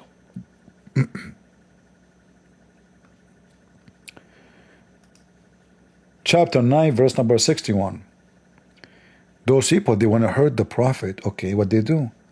They call him, he is an udhun. He is an ear. What does that mean? Any news, he put it in the Quran.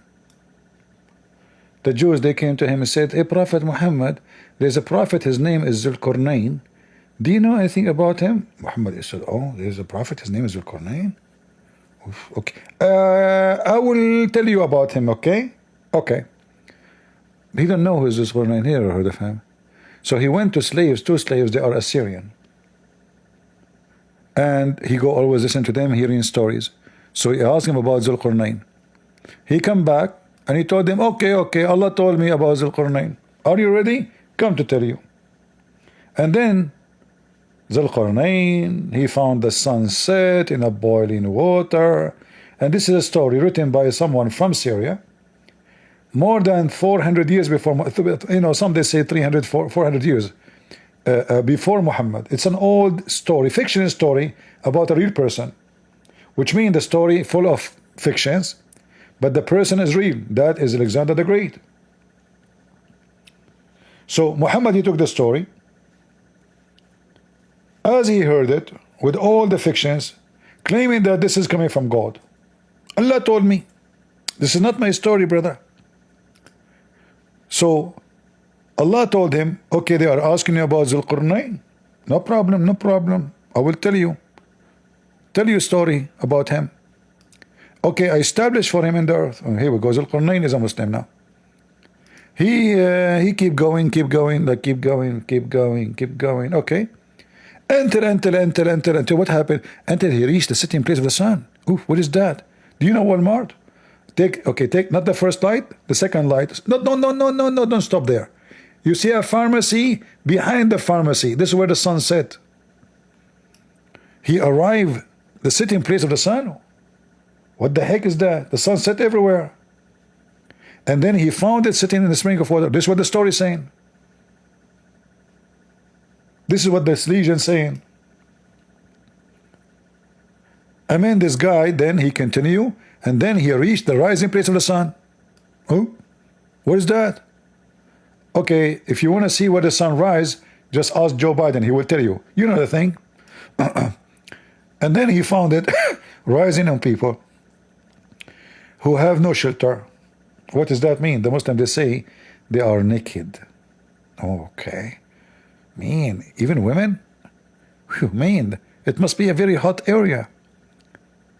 And then those people, they told him, okay, Abdul Qurnain, can you build for us a dam between us and Gog and Magog? And now the story of Gog and Magog making Muslims by millions leave Islam. This is one of the most funny, stupid stories. So I'm very thankful for the Jews that they asked this question, and the stupid Muhammad, he took the trap. They are just, they're just making fun of him. They knew he's a fool, they knew he's a liar. So they gave him bait. He came to him, he says, tell us about the prophet, Dhul Qurnain. Muhammad now listen to the Jews. Oh, the Jews think he's a prophet? Okay, no problem, here we go with him the Quran. And now he built a dam, and the dam is built from iron and copper. All those thousands of years, and until now we cannot find this dam, neither those people.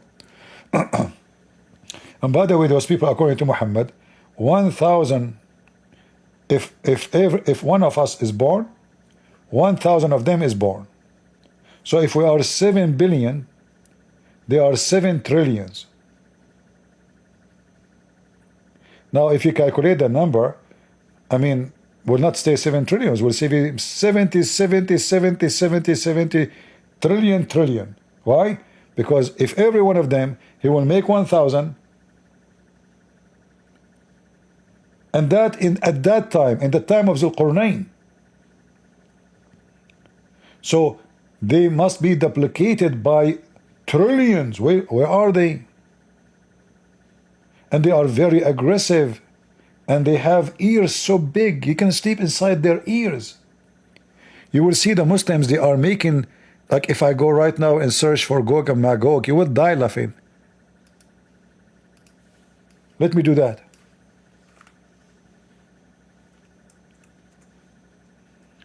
Just to show you how the Muslims imagine Gog and Magog.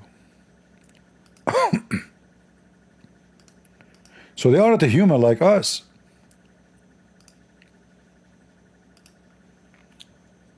Let me introduce, ladies and gentlemen, let me introduce to you Gog and Magog. Ooh. Oh, يأجوج ومأجوج يعدلون عن الخروج.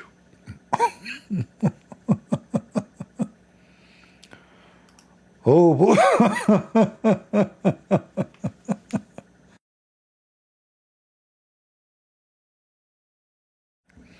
This guy in the left, he looked like my cousin after the makeup. Oh boy.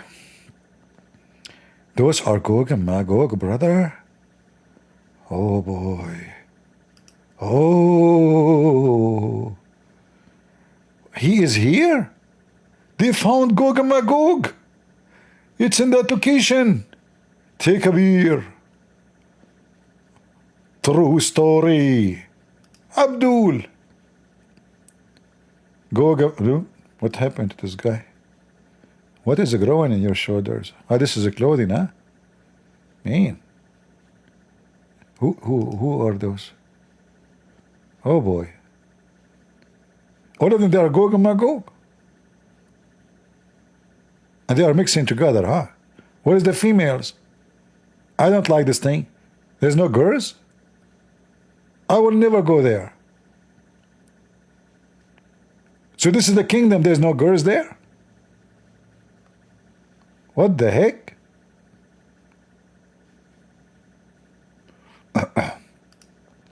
Look, this Abdul, he found the real look of Gog and Magog.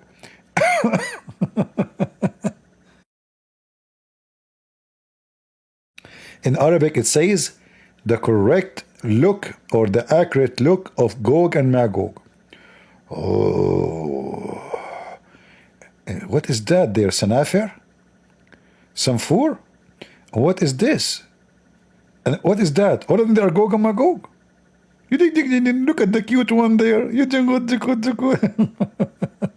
Abdul. And I'm sure he will get a lot of click. Oh boy. Oh, even that is Gog and Magog? Man.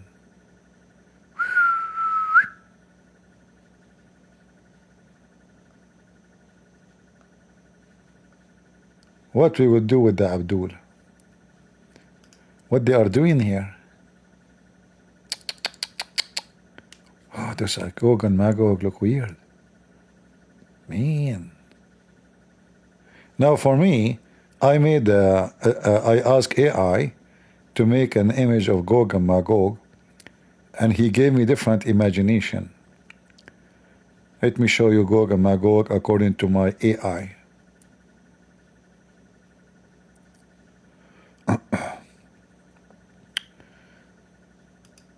Okay. Let me show you.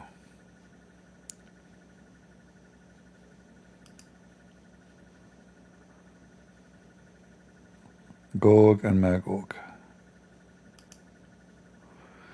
This is Gog and Magog.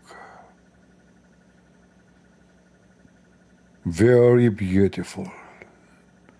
Ah, this is Muhammad's mother giving birth and light came from her vagina. We don't want this one. Where is the other images of Gog and Magog, huh? Gog. Oh, look, even that address there. Look, it says us. Guys, do you see it says Gog? Do you see next to the man, oh man. Trust me, if Muhammad he see this image, he will make a chapter about it. I wanted him to hide his identity, but I mean, stupid Gog and Magog. What's wrong with you? Didn't I tell you not open your camera, you idiot? Now every Muslim he know where you know. Come on, don't do that. Stupid. I don't know what to do with this, Gog Magog stuff. Okay. What about this one? Oh man, this guy he have his phone number there.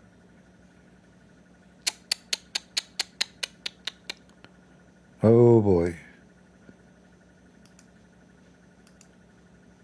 Uh-oh, even the office address. You, Gog and Magog, are screwed. Everybody knows where you live now. Mean, mean, mean.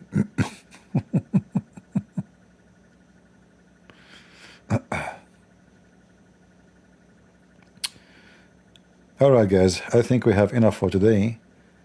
I think Gog and Magog make you have fun. And me myself, once I'm going to take a vacation to the land of Gog and Magog. And I'm going to Gog with them. Like I see I Gog Magog, it says, hey listen, Shaku Maku, Gog Magog. Huh? What's up? You know? And if you think it's a far distance, I can take Afrit. This is the Afrit mentioned in the chapter of the Kiev. The one, or the chapter at the ends too. The one who want to steal the chair of the queen of Yemen. He's a thief. Sulaiman, the Muslim Sulaiman, is a thief. He steals furniture. He want to steal the throne of this woman. So this is my cousin, Mr. Afrit. He can take me so fast to any place in the world. Gog, Magog. It doesn't matter where. Alright? No need for ticket. You know, this is not a super chat guy. Not like those people who keep collecting super chat. If you donate to them, they answer your question. No, he's a decent Abdul. This is a real Afrit. No ticket, no super chat. He will answer you, he will take you. Just tell him CP send me, okay? Just tell him that. By the way, don't be afraid. He's very friendly, you know? He don't harm people, you know? He, like, the only things I know, he eat people, but he don't harm them. So don't be worried. Right? You will be okay. And he don't like bones too. So if you have too much bones, yuck, you know, he will not even touch you. So don't worry about it. It's okay. Yeah. So who is this guy? This is Muhammad telling us a story. He don't lie. His nose keep growing, keep growing, keep growing. I mean, Muhammad is the one who tell the truth. Face it, face it. All right? Oh, Zulqarnain. Oh, this is the guy with the two horn. Mean. My AI is being very creative. This is Muhammad, a fly dipping in his soup. The Prophet says, is a fly fell down in your soup, dip it, dip it, dip it, and eat it, eat it, eat it. Muhammad, he don't notice the fly because he is a fly himself. Fly don't see flies. This is the lizard who tried to burn Sulaiman. Very evil creature, the enemy of Allah. This is why Prophet Muhammad, he command, if you kill him, you get 100 reward. Very beautiful, very beautiful. So if you know any information about this lizard, contact the Islamic Jihad Lizard Department. He's wanted for trying to burn. Oh wow. 100,000. What is the language there? Sweet Aranali Rotarathi Prora. This is the language of the lizard. I was trying to read it. It's hard to read it. Sorry. So guys, if you know any information, and you know, just contact the lizard jihad. Prophet Muhammad, he told to do jihad, and you know, yeah. We have a Muslim and saying Christian Prince is a liar. Why you don't call me? Yes, Aziz has been saying that you are ignorant and you don't know what you are talking about. Why he don't come? Why he don't join us on the stage? Okay. Let's call him up. Yeah, Aziz, why you don't come, my friend? Come to the stage and show us that I know nothing. Why you don't do that? Is your mom at home? Close the door and come to the stage. I will not tell any. Whatever happened with the Christian Prince, stay with the Christian Prince. Nobody will know what happened to you. Not today? Satan? Oh, okay. I know, you know, I mean, Don't you know that Satan is a Muslim? Guys, let me show you Aziz, and now tell me I'm lying. If I show you from the Quran that Satan is a Muslim, what you would do?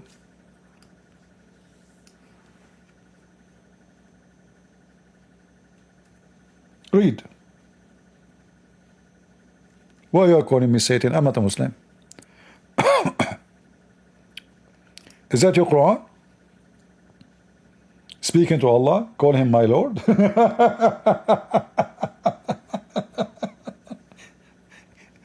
Muslim call Allah my Lord, Shaitan call Allah my Lord, and he's a believer. Read it. Shaitan in the Quran is a believer. Potato. Any Abdul? Anything you say to me, I will use it against you. Anything. CP cannot see? Oh, yeah, I cannot see, yeah. Can you? Ah, you cannot see in the screen. Ah, all right, sorry. It's my fault. All right, now you can see it. Here we go. Now you can see. Shaitan is a Muslim. Chapter 15, verse number 39, I can show you more. And Shaitan and Allah have agreement about deceiving mankind. Read it carefully. Allah and Shaitan, they agree. And Shaitan told Allah, because you did misguide me, because you deceived me. Here it says, guys, read carefully. Because you misled me. Who is the one who misleads Shaitan? Allah. So who is the real Shaitan? Allah.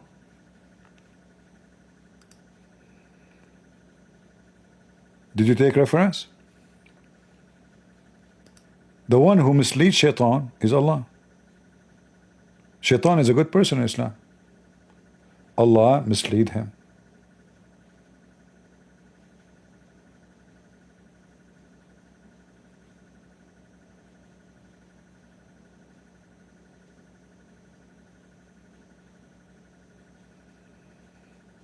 Oh boy. Anyone else is misled by Allah here? If you are a victim of Allah or any sexual activities, please call the police. Report Allah for any sexual activities. It is not Andrew Tate who lured this woman, it's Allah.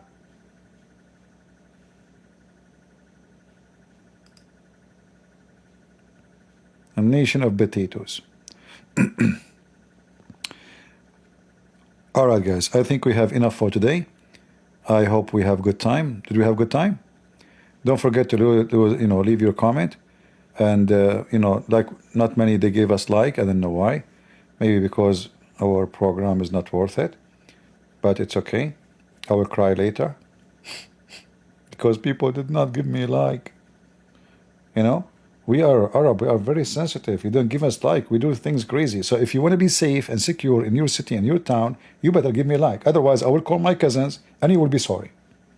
All right? I just told you about the trash can and what they have done. Do you want me to put the trash can in front of your house and bring all those kids to throw rocks there? So you better immediately hit the like button before we hit you. Takbir.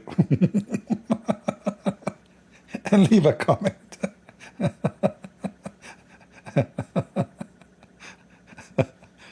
Yeah, leave a comment because YouTube tried to shadow my channel because I don't accept super chat and they don't make money off me, and that is not a good business for them. I mean, why they want to host a guy who go for many hours and he don't make them advertising, no money, nothing. So they shadow my channel. So by posting comment, making a like, more people will see it. And as you see, there's no benefit for me from more viewers except sharing the truth, and the truth will set you free. So I want to say thank you all for being here, and we pray to the Lord to guide the Muslims, to bring them out, to believe in the Messiah, and to be saved. And we pray that you Christians are getting education, you are armed with knowledge, and so you are going to be strong to face the devil and all his deception. Always remember that God is good, so is Jesus, and we are the crusade. See ya.